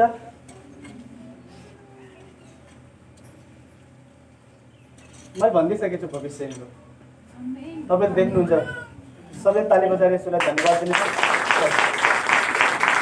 दर्शनको गवाई छ, दर्शन आउट। त्यो घुमाएर सेल्फी जस्तै बनाएर आयो। यिनले शनिबार सङ्गतिपछि मलाई भन्दै थियो कि बाबा मेरो घरमा माछा खाँदाखेरि मेरो घाँटीमा काँडा अड्केको थियो, धेरै, एउटा मात्रै नै धेरै काँडाहरू अड्केको थियो। अनि सबै उपायहरू अपनाएँ, भात खाएर निल्न खोजेँ, औँला हालेर उल्टी गरेँ, के गरेँ, काँडै निस्केन। अनि यति बिजाइरहेको थियो त्यस्तो 24 घन्टा। अनि शनिबार सङ्गतिमा जुन आयो, कहिले अड्केको थियो? शुक्रबार अड्केको थियो। अनि शनिबार सङ्गतिमा आयो, शनिबार सङ्गतिपछि सन्चो भयो। अनि सङ्गतिपछि मलाई जब सबै केटाहरू सङ्गति भ्याएर सामानहरू मिलाएर मलाई भेट्न आयो त, अनि भन्दै थियो मेरो त्यो घाँटीको काँडा अड्केको सन्चो भयो। त्यो हराइरहेको छ बिजाउनु पर्यो सङ्गतपछि सोझो छ यो। पिट्ने भाइ, पिट्ने, 2 चोटि पिट्ने भाइ। आज सुरुदेखि अहिलेसम्म मैले बहाना पेछान दिएँ नि त। अब 2 चोटि पिट्ने भाइ, शैतानले चलाएको त्यो ढ्याप ढ्याप गरेर 2 चोटि पिट्ने भाइ, यसरी बिस्तारै गरेर नि हुन्छ भाइ। ओके, ध्यान दिएर सुन्नु होला मेरो कुरा।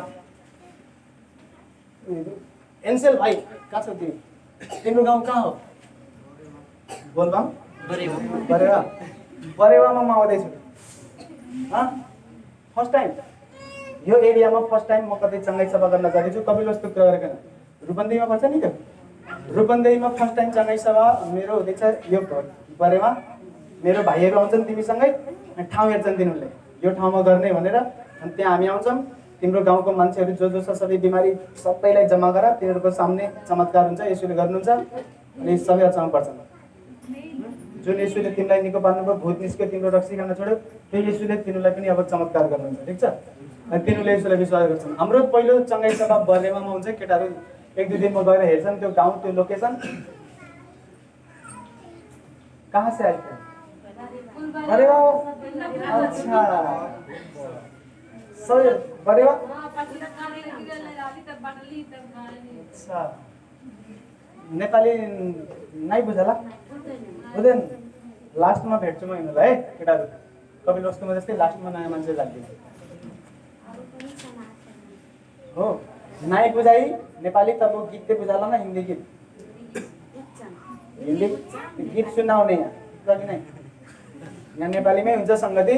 सङ्गतिको पछि भेटौँला उनीहरूलाई प्रार्थनाको लागि, हिन्दीमै हुन्छ, तर यो सङ्गति नेपालीवाला हो।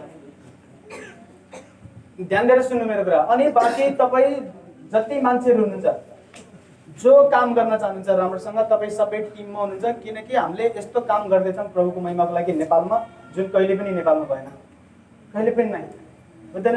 परमेश्वरको दास हुनुहुन्थ्यो राइनहार्ड बङ्की, अमेरिकाको। अनि परमेश्वरले उहाँलाई अफ्रिका देखाउनु भयो र अफ्रिकामा भन्नुभयो जा त्यहाँ गएर काम गर। अनि अफ्रिकामा जब काम गर्नुभयो खासै कामै भएन, जति काम गर्दा पनि धेरै ठुलो काम भएन। अनि एक दिन निराश भएको बेलामा जब सुत्नुभयो अनि दर्शनमा देख्नुभयो, अफ्रिकाको नक्सा देख्नुभयो दर्शनमा। अनि त्यो दर्शनमा अफ्रिकाको नक्सालाई येशूको रातो रगतले भिजाएको थियो, येशूको रगतले धोइदियो त्यो नक्सा। अनि उहाँले थाहा पाउनुभयो कि अब अफ्रिकामा ठुलो काम हुनेवाला छ। राइनहार्ड बङ्की दुनियाँको यस्तो परमेश्वरको दास हो जसको सभामा 11-12 लाखजनाले ग्रहण गर्थे एक दिनमा। 11-12 लाखजनाले ग्रहण गर्थे भने कति लाख मान्छे हुन्थ्यो होला? 50-60 लाख मान्छे जम्मा हुन्थे अफ्रिकामा। गाउँ बस्ती सबै सहर उठेर सबैले ताल चलाएर सबै चौरमा घर सर सबै खाली। यहाँदेखि लिएर कतिवटा गाउँहरू कभर गरेको हुन्थ्यो उहाँको फिल्डले। साउन्ड सिस्टमहरू त यस्तो यस्तो साउन्ड सिस्टम कि जो मान्छे चर्च आएको छैन नि त्यो घरमै हालेलुया भन्दाखेरि उफ्रिन्छ। यस्तो हेर कोकाला छ, यति ठुल्ठुलो साउन्ड सिस्टम बुझ्दै हुनुहुन्छ? मेरो सपना थियो सानैबाट त्यो ठुलो काम गर्ने, त्यस्तो वाला ठुलो काम गर्ने। प्रभुले भन्दै हुनुहुन्छ यो समय हुँदैछ, अब हामी जाँदैछौँ चङ्गाई सभा गर्न, वरिपरि चङ्गाई सभा गर्न। वरिपरि ठुल्ठुलो कामहरू हुन्छ, प्रार्थना गर्छौँ, रोगीहरू निको हुन्छन्, भूतहरू निस्किन्छ, रक्सी खानेहरूले रक्सी खान छोड्छन्, चमत्कार हुन्छ ठुल्ठुलो। लङ्गडोले हिँड्छ, बहिरोले सुन्छ, बच्चा नहुनेको बच्चा हुन्छ। सुन्दै हुनुहुन्छ? वरिपरि जतिजनाको हृदयमा कदर छ, हृदयमा काम गर्दै हुनुहुन्छ, तपाईँ मसँग काम गर्न सक्नुहुन्छ। बाँकी जसले हृदयमा काम गर्दैन त्यसले मसँग पनि काम गर्दैन। तपाईँहरू विश्वासी बन्ने हो, चर्च आउने, घर जाने, स्वर्ग जाने। ठिक छ? अनि क्वायरमा काम गर्ने। अनि भोलि काठमाडौँको एउटा सेवकाई छ चर्च, त्यो चर्चले जुम मिटिङ गरेर जुम मिटिङ भइरहेको छ त्यो चर्चको। अनि त्यहाँ प्रचार गर्नको लागि उहाँले र बिमारीको लागि प्रार्थना गर्नको लागि जुम मिटिङमा भोलि इन्भाइट गरिदिनुहुन्छ। भोलि साँझ 7 बजे जब उहाँहरूले त्यो आइडीहरू के हो त्यो भन्नुहुन्छ, त्यसपछि हाम्रो चर्चको पेजमा पनि अपलोड हुन्छ, जतिले हेर्न सक्नुहुन्छ हेर्न सक्नुहुन्छ, हुँदैन छ। अनि यो क्रिसमसपछि हाम्रो चङ्गाई सभाको लागि बोलाउँदैछ धेरै ठाउँहरूमा। क्रिसमसपछि अरू चर्चहरूमा पनि हामी चङ्गाई सभाको लागि जाँदैछौँ। त्यही भएर जतिजना काम गर्न चाहनुहुन्छ नि, हृदयमा काम गर्नेवाला मान्छे, केटा केटी बुढा बुढी जोसुकै तपाईँ काम गर्न सक्नुहुन्छ हृदयमा काम गर्दै। अनि जो मसँग काम गर्दै हुनुहुन्छ या भविष्यमा तपाईँले गर्ने हो या त नगर्ने भए पनि तपाईँले जुन घमण्ड र नम्रताको विषयमा वचन छ युट्युबमा, पार्ट 1, 2, 3, 4 कतिदेखि 9, 10, 11, 12 कतिसम्म होला त्यो पार्ट, घमण्ड र नम्रता यस्तै के हो त्यो हेर्ने हो। सुरुदेखि हेरिराख्ने, दिनमा 1-2 पार्ट हेरिराख्ने, त्यो घमण्ड र नम्रतावाला हृदयमा काम गर्ने, हुँदैन हुन्छ। तिलक दाइले भन्दै हुनुहुन्थ्यो कि अङ्कुरजीको कुरा गर्दै थिएँ मैले, कति महान परमेश्वर दासमा उहाँले। अनि तिलक दाइले भन्दै हुनुहुन्थ्यो कि के भाइ के होला खास, त्यो कुन ग्रेस हो त्यस्तो परमेश्वरले त्यति महान काम गरिदिनुहुन्छ। मैले भने ग्रेस त हो दाइ, तर जुन आदर पन्जाबको मान्छेहरूले गर्छन् नि परमेश्वरको दासप्रति, त्यो आदर गर्नुपर्छ। अङ्कुर नर्लाको सेवकै थाहा छ तपाईँलाई, उहाँको मेन चर्चमा 1.5 लाख 2 लाख मान्छे जम्मा हुन्छन् सङ्गति गर्न, बहुत धेरै जमिन छ। तपाईँलाई टोइलेट लगाएपछि थाहा पाउनुहुन्छ, अघि पछि तपाईँलाई फरक पर्दैन जतिसुकै दियो बस। टोइलेट तपाईँलाई लाग्छ र तपाईँलाई तिनीहरूले अगाडि बसालिदियो, तपाईँ उठेर पुरै भिड घुमेर यसरी घुमेर टोइलेट जानुहुन्छ र यसरी घुमेर टोइलेट आउनुहुन्छ। त्यति बेला थाहा हुन्छ कि कति किलोमिटर हिँडेर आके म त टोइलेट गएर आउँदैछ। त्यति ठुलो भिड हुन्छ उहाँको मेन चर्चमा। अनि उहाँको शाखा चर्चहरू छ, शाखा चर्चमा उहाँ जानुहुन्न, बहुत ठुल्ठुलो टिभी स्क्रिनहरू हुन्छ, बहुत ठुल्ठुलो घर जत्रो जत्रो टिभी स्क्रिनहरू यताउता यताउता लगाएको। अनि टिभी स्क्रिनमा हेर्छन्। लुधियाना पन्जाबमै छ, त्यो पनि पन्जाब स्टेटै हो। त्यहाँनिर जुन उहाँको ब्रान्च चर्च छ त्यहाँ लगभग 1 लाखजना विश्वासी छन्। शाखा चर्चमा 1 लाखजना विश्वासी छन्, टिभी हेरेर बस्छन्। बिना आदरको त्यो हुन्न। त्यो मान्छेहरूलाई परमेश्वरको दासप्रति यति आदर छ कि भाइ टिभीमा हेरेर पनि बस्छन् तिनीहरू सङ्गतिमा। बोला हो साँच्ची बुखाइछु, सुन्नु मेरो कुरा, बुझ्दैन मेरो कुरा। फेरि मैले तिलक दाइले भने, तिलक दाइ बिना आदर हुँदैन अभिषेक अनुग्रह होइन। अभिषेक अनुग्रह के छैन नेपालको पास्टरहरूमा? के नेपालको पास्टर बुवाहरूले प्रार्थना गर्दैनन् जति इन्डियाको पास्टर बुवाले गर्छन्? के नेपालको पास्टर बुवाहरूले त्यति प्रेम गर्दैनन् यसोलाई जति उहाँहरूले गर्नुहुन्छ? किन गर्नु? नेपालको पास्टर बुवाहरूले मात्रै होइन के काम गर्ने, विश्वासीले पनि काम गर्ने हृदयमा। आज जति काम हाम्रो सेवकाइमा हुँदैछ नि, जति आदर छ त्यो आदरले यति नै गर्न सक्छौँ र यति हुँदैछ। र आदर यसरी निरन्तर भइरहेको छ भने हामीले त्यो गरिदिन्छौँ जुन अरू देशमा हुँदैछ, त्यो हामीले प्रभुको लागि नेपालमा गर्न सक्छौँ। यो आदर हो, अभिषेक शक्ति चिन्ह अनुग्रहले मात्रै भएको होइन। बुझ्दै हुनुहुन्छ मेरो कुरा कि नै? टिभीमा हेरेर तपाईँले के बुझ्नुहुन्छ? म त्यहाँ गएको छु 6 चोटि, बुझ्दै हुनुहुन्छ? मलाई भित्र थाहा छ त्यहाँको विश्वासी, साधारण विश्वासीहरू जब हिँड्छन् तिनीहरू बहुत धेरै, तपाईँ बजारमा जानु घुम्न तपाईँले चिन्नुहुन्छ विश्वासी, यति धेरै लाखौँ मान्छे आफ्नै चर्चको मान्छे बजारमा घुम्न जाँदा पनि विश्वासी भेटिन्छ। र विश्वासी जब कुरा गर्दै हिँड्छन् भन्छन् ए पापाजीले त यस्तो भन्नुहुन्थ्यो वचनमा, यस्तो भन्नुहुन्थ्यो नि, आफ्नो परिस्थितिको कुरा गर्छन्, मेरो परिस्थिति यस्तो छ र वचन अनुसार त पापाले त यो भन्नुहुन्थ्यो नि त। यति हृदयमा आदर छ। उनीहरू घुम्ने ठाउँहरूमा पनि कुरा गर्छन् कि हाम्रो पास्टर बुवाले त यो परिस्थितिको लागि त यो वचन बोल्नुभएको थियो नि त, यस्तो यस्तो। नेपालकोले के भन्छ? तपाईँलाई थाहा होला, तपाईँको नेपालकै हो, कहाँ इन्डियाबाट फेरि नहुनुहुन्छ। बुझ्दै हुनुहुन्छ मेरो कुरा? आदर हो यो, अभिषेक मात्रै होइन। त्यही भएर मलाई त्यो काम गर्न छ जो त्यहाँ हुन्छ। त्यही भएर जो मान्छेले आदर गर्दैन त्यो गर्नै सक्दैन मसँग काम। जसलाई मनपर्छ मनपर्छ, जसलाई मन पर्दैन मन पर्दैन। बुझ्दै हुनुहुन्छ? मैले कतिचोटि एकजना परमेश्वरको दास हुनुहुन्छ पास्टर, उहाँले मलाई मेसेज लेख्नुभयो, भाइ तपाईँलाई प्रयोग गरेर नेपालमा प्रभुले कति नयाँ नयाँ ठुल्ठुलो काम गर्दै हुनुहुन्छ। मैले भने दाइ धन्यवाद। उहाँले भन्नुभयो भाइको म्युजिक सामान छैन हो चर्चमा, बजाउने कुरा छैन, गिटार छैन, किबोर्डहरू छैन, ड्रम सेटहरू छैन, अनि बजाउनु जान्ने मान्छेहरू छैन। मैले भने दाइ बजाउने सामान पनि छ, बजाउने मान्छेहरू पनि छन्, मैले निकाल्दै कतिचोटि निकालेको छु, कतिचोटि निकालेको छु तिमीलाई। मलाई लाग्छ छैन कि यहाँ बजाउने कुराहरू। मैले भने छ दाइ, मैले कतिचोटि निकालेको छु बजाउनेहरूलाई। तिनीहरूको घमण्डले गर्दा, तिनीहरूको मनमा जुन घमण्ड हुन्छ नि, मैले तिनीहरूको गुबाडा, घमण्डवाला गुबाडा यसरी फुटालिदिन्छु नि, देखाउँछु, हेर भाइ तिम्रो असली रूप हेर। मैले तिमीलाई बजाउन दिएन भने नि तिमीले त्यो बजाउने, तिमीलाई कुन ब्यान्डले बजाउँछ, तिमीलाई अरिजित सिंहले बजाउँछ, तिमीलाई अरिजित सिंहले आफ्नो ब्यान्डमा गिटार बजाउन बोलाउँछ। यहाँ तिमी चर्चमा सिकेको ट्यालेन्ट जुनसुकै ठाउँमा प्रयोग गर, तिमीहरूभन्दा ट्यालेन्टेड मान्छेहरू छन्, तिम्रो बाउ छन् त्यहाँ। तिमीहरूको काम जुन अलिअलि बजाउन जान्छौ, चर्चमा नि बजाउनु घमण्ड गर्छौ, तिमीलाई त्यो बजाउन कसैले पनि बजाउनु, अनपढ मान्छेले मात्रै बजाउँछ। तिमीहरूभन्दा बाउको बाउ छन् बजाउन जान्नेहरू। मैले एकदम खतरा, है यो दाइले त खतरा बजाउँछ भन्ने दाइले जब त्यो सेवगाईमा काम गरेन, नियमअनुसार चल्न सकेन, अनि सेवगाई छोड्यो, एउटा सेवगाई बलुईको हामीले त्यहाँ गर्थ्यौँ, फर्स्ट बाबुको आफन्त हो त्यो फेरि त्यो दाइ। जब त्यो दाइले छोड्नुभयो, म गर्दैन के भनेर विरोध गरेर, त्यति राम्रो बजाउन जान्ने मान्छे, गाउन जान्ने मान्छे, गीत कम्पोज गर्ने मान्छे, अलिक काम भने पनि हाँस्नुहुन्छ, के काम गरिदिँदैन। काम कुनै पनि सानो ठुलो होइन, तर जुन काम गरे पनि राम्रै हो, तर त्यस्तो ट्यालेन्ट मान्छेले के काम गर्दैछन् भनेर तपाईँ सोच्नुहुन्छ, उसले काम गरेको तपाईँको ट्यालेन्ट एक दिन जो पनि विदेश जान्छ, एक दिन जसले नि बिहा गर्छ, विदेश जानभन्दा पहिला, बिहा गर्नभन्दा पहिला 2-4 वर्ष नेपालमै भइरहेको बेलामा हप्ताको 1 दिन या 2 दिन परमेश्वरको लागि काम गर्न सकिन्छ भने हृदयमा नम्र भएर काम गर्ने हो, नभए म जोलाई पनि निकाल्न सक्छु। तपाईँलाई के यसले मात्रै बजाउँथ्यो सुरुमा गिटार, अरू कसैलाई आउँथेन, मलाई आउँथ्यो बजाउन। मैले अगाडि बजाउनु बोल्दा कि मैले गिटार बजाउँ, यसले बजाउँथ्यो, अनि यसले पनि राम्रोसँग गरेर यसलाई निकाल्दियो, त्यसपछि अर्को अझैलाई पनि निकाल्दियो, त्यसपछि को छैन भाइ, कसलाई निकालेँ मैले, अरू भाइ बहिनीहरूको किन नाम दिने।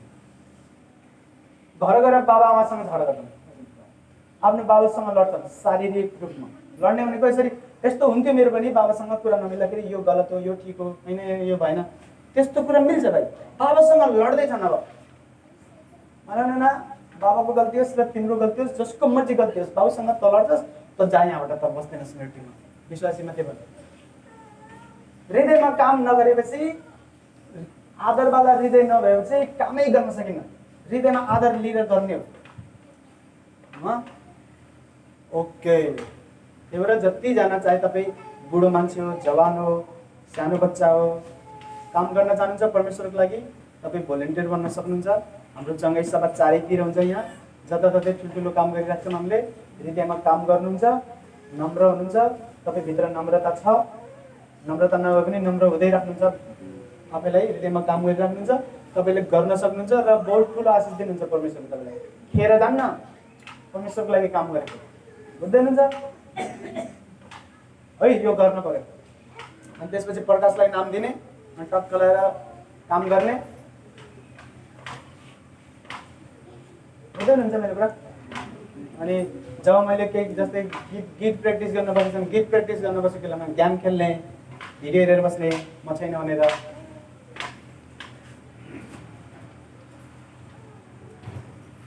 यो लास्ट हो, म प्रार्थना गरेर त्यसपछि नयाँ मान्छेलाई भेट्छु है त। यो सुन्नु, कोही पनि मान्छे सेम आत्माको लेभलको हुँदैन।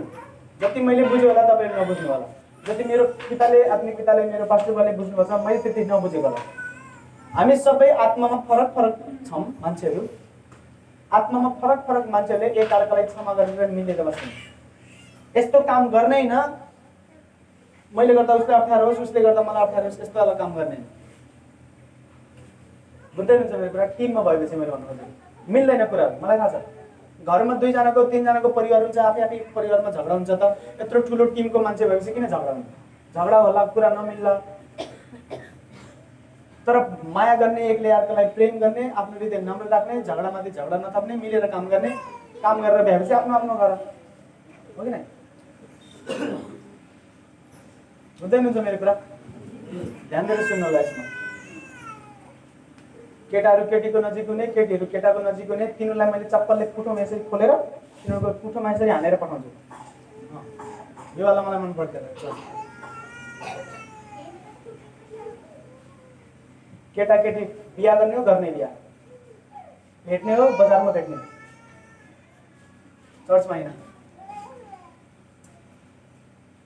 त्यही भएर मसँग काम गर्नको लागि हृदयमा काम गरिराख्ने मान्छेले काम गर्न सक्छ, नभए सक्दैन। त्यही भएर हृदयमा काम गर्ने, हृदयमा काम गर्ने।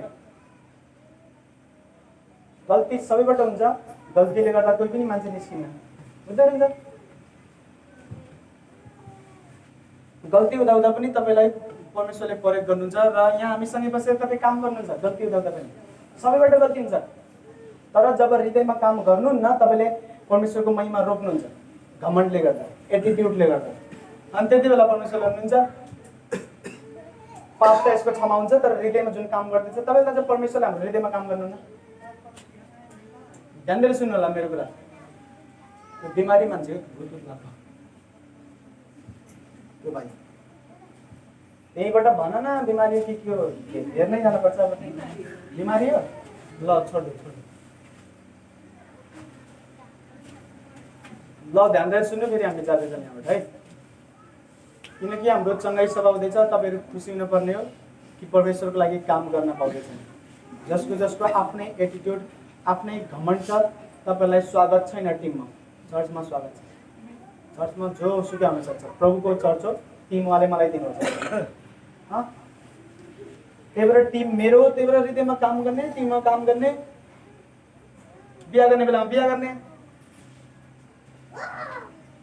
एटिट्युड नदेखाउने। नभए मैले एटिट्युड देखाएँ भने तिमीहरू निस्किन्छौ, अनि मैले एटिट्युड पनि कस्तो निकाल्छु, एउटा म्यासेज लेखिदिन्छु अनि ठिक पकाइदिन्छु। हृदयमा काम गर्ने, परमेश्वरको लागि पनि काम गर्न पाइएछ, आफ्नो पढाइ पनि पढ्न पाएछ, बिजनेस पनि गर्न पाएछ। कति राम्रो कुरा हो तपाईँलाई। हामीले पुरै फुल टाइम दिनुपर्छ, प्रार्थना गर्न पर्यो, बाइबल पढ्न पर्यो। हाम्रो काम नै यही हो, सबै अरू केही पनि सोच्न सक्दैनौँ हामीले।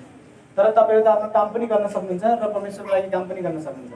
त्यसको लागि हृदयमा काम गर्ने योग्यता त्यही हो तपाईँको, अरू केही योग्यता छैन।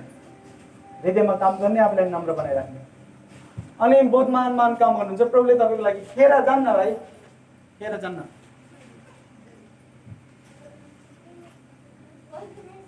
म प्रार्थना गरेर सिद्धाउन चाहन्छु, अनि म एकछिन प्रार्थना गर्छु। त्यति बेलासम्म नयाँ मान्छेलाई राख्ने, अनि म प्रार्थना गरेर आएपछि पानी सानी खाएर रेस्ट गरेर बस्नुहुन्छ, फेरि नयाँ मान्छेलाई म भेट्छु, ठिक छ? भेट गर्छु। आँखा बन्द गर्नु सबैले। धन्यवाद यीशु, धन्यवाद अनुग्रही परमेश्वर। Thank you Jesus. हालेलुया, हालेलुया। धन्यवाद पवित्र आत्मा, धन्यवाद यीशु, धन्यवाद यीशु, धन्यवाद यीशु, अनुग्रही परमेश्वर। Thank you Jesus. हालेलुया, हालेलुया। परमेश्वरको उपस्थिति हाम्रो बिचमा छ। हालेलुया। आत्मामा प्रार्थना गर्नु, आराधना गर्नु आफ्नो आत्मामा। हालेलुया यीशु, हालेलुया यीशु। धन्यवाद यीशु। भविष्यको लागि म धन्यवाद दिन्छु, जसै तपाईँले महान काम गर्दै हुनुहुन्छ आफ्नो मानिसहरूको जीवनमा। जसै मानिसहरूले आफ्नो हृदयमा महान काम गर्दै हुनुहुन्छ, आफ्नो हृदयमा उहाँहरूले छिउल्दै हुनुहुन्छ, छाड्दै हुनुहुन्छ, त्यस्तै तपाईँले उहाँहरूको जीवनमा महान काम गर्नेवाला हुनुहुन्छ यीशु। यीशु म तपाईँलाई धन्यवाद दिन्छु भविष्यको लागि, तपाईँको मानिसहरूको भविष्यको लागि। ओ यीशु तपाईँलाई धन्यवाद। आफ्नो भविष्यको लागि धन्यवाद दिनु यीशुलाई। यसलाई भन्नु धन्यवाद मेरो फ्युचरको लागि। म आफ्नो भविष्यको लागि खुसी हुन्छु, म भविष्यको लागि जिउँदैछु यीशु। जे तपाईँले मेरो लागि गर्नेवाला हुनुहुन्छ भविष्यमा, त्यसको लागि म अहिले नै एडभान्समा धन्यवाद दिन्छु। धन्यवाद यीशु। अल्फा र ओमेगा यीशु, अल्फा र ओमेगा यीशु। हालेलुया। यीशुको नाममा माग्दछौँ, आमेन। मसँगै भन्नु, परमेश्वर तपाईँ अल्फा र ओमेगा हुनुहुन्छ, तपाईँ आदि र अन्त्य हुनुहुन्छ।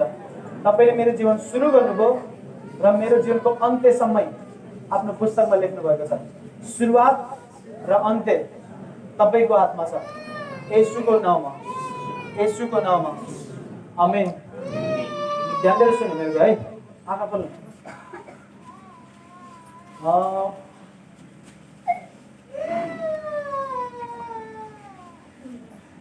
ध्यान दिएर सुन्दै हुनुहुन्छ? बिचमा जेसुकै हुन्छ। ध्यान दिएर सुन्नु होला। तपाईँ कहिले जन्मिनु हो, कति महिनामा जन्मिनु हो, कोही 6 महिनामै जन्मिन्छन्, कोही 9 महिना पुरा गरेर 10औं महिनामा जन्मिन्छन्, एकजना 11 महिनामा जन्मिन्छन्। परमेश्वरको अगमवक्ता 11 महिना पेटमा बसेको। कसैलाई थाहा हुन्न, डक्टरले भन्छन् कि ल अब 9 महिना लाग्यो, अब यो जन्मिनु होला, त्यो जन्मिनु होला, तर कोही छिटै 6 महिनामै जन्मिन्छन्। कोही पृथ्वीनारायण शाह हो कि को हो, हामी पढेको थियौँ, पृथ्वीनारायण शाह हो, 6 महिनामा जन्मेको भनेले 6 महिनामा गर्भमा बसेर। कति मान्छेहरू 9 महिना पुरा गरेर 10औं महिनामा, कोही 11 महिनामा, 9 महिनामा धेरै जस्तो जन्मिन्छ। तर ठिक हो त्यो। तपाईँको जन्म तपाईँको आमा बुवालाई कसैलाई थाहा हुन्न तपाईँ कहिले जन्मिने, त्यो एउटा अनुमान हो। धेरै जसो भइरहेको भएर भनिदिने हो कि यति महिनामा यति दिनमा यो जन्मिने हो। बुझ्दै हुनुहुन्छ? तपाईँको जन्म तर परमेश्वरलाई थाहा छ र तपाईँको अन्त्य पनि मलाई थाहा छ। तपाईँलाई जन्माएर तपाईँलाई असल जिन्दगी दिएर असल तरिकाले तपाईँलाई विश्राम दिने उहाँको निर्णय हो। तर बिचमा के हुन्छ नि, उहाँलाई सरकार छैन। तपाईँले सम्हाल्ने हो बिचको कुरा। उहाँले भन्नुहुन्छ म आदि र अन्त्य हो, म सुरुको र लास्टको परमेश्वर हो। बिचको मान्छेहरू तिमीहरू, बिचमा तिमीहरूले गर्ने हो। हृदयमा काम गर्ने, प्रार्थना गर्ने, आफैलाई तयार गर्ने, आफूलाई छाट्ने, आफ्नो जिन्दगीमा काम गर्ने, आफ्नो घमण्ड निकाल्ने, आफ्नो पापहरूबाट आफैलाई अलग राख्ने, त्यो तपाईँको काम हो। परमेश्वरको होइन। सुरु परमेश्वरको काम हो, लास्ट परमेश्वरको काम हो, बीच तपाईँको काम हो। बुझ्दै हुनुहुन्छ? यो बीचवाला काम गर्न मेहनत हुन्छ, कष्ट हुन्छ, तर गर्ने हो। ध्यान दिनु होला यसमा। प्रार्थना सबैले गर्ने। कतिलाई नेपाली पढ्न आउँछ, बाइबल तपाईँ लिएर जानु होला, पैसा छैन फेरि मलाई जानु, मैले त्यहीँ साँच्चै नेपाली पढ्न आउँछ तर तपाईँ घर बाइबल छैन र तपाईँसँग किन्नको लागि पैसा पनि छैन, कहिले हुन्छ कहिले हुन्न, तपाईँलाई म फ्रीमा दिन्छु, केटाहरूसँग हाम्रो कुरा गर्नु, लिएर जानु बाइबल। यहाँनिर के हुन्छ परमेश्वरलाई थाहा छ र यहाँनिर कसरी विश्राम गर्ने उहाँलाई थाहा छ। बिचको तर उहाँले तपाईँलाई जिम्मा दिनुहुन्छ। यदि बिचमा राम्रो काम गर्नुभयो भने उहाँले चाहे अनुसारको विश्राम दिनुहुन्छ तपाईँले आफ्नो जिन्दगीमा। असल मान्छे भएर, सफल मान्छे भएर, परिवारको लागि एउटा राम्रो काम गरेर जानुहुन्छ। बुझ्दै हुनुहुन्छ? सुरु परमेश्वरको, लास्ट पनि उहाँले निर्णय गरिसक्नुभएको छ, तर भन्दै हुनुहुन्छ बिचमा जे गर्ने हो त्यो तैँले गर्ने हो। बिचमा जे गर्छस् त्यसले निर्धारित गर्छ अन्त्यतिर कस्तो हुने। बिचमा प्रार्थना गर्ने, बाइबल पढ्ने, आराधना गर्ने, हृदयमा काम गर्ने, पास्टरको कुरा काट्ने अनि जेसुकै गर्ने, बिचको काम तपाईँको। ठिक छ? सबै उभिने छ आफ्नो स्थानमा, आराधना गर्नेछौँ र भेटी आफ्नो दाहिने हातमा लिएर उभिनेछौँ। अनि त्यसपछि नयाँ मान्छेहरूको लागि म प्रार्थना गर्नेछु। म गएपछि प्रार्थनामा म 10 मिनट 5-10 मिनट कतिको लागि प्रार्थनामा हुन्छु। म प्रार्थनाबाट फर्केर नआउँदासम्म नयाँ मान्छेलाई राखिराखेँ, आराम गरेर रेस्ट गरेर बस्नेछु।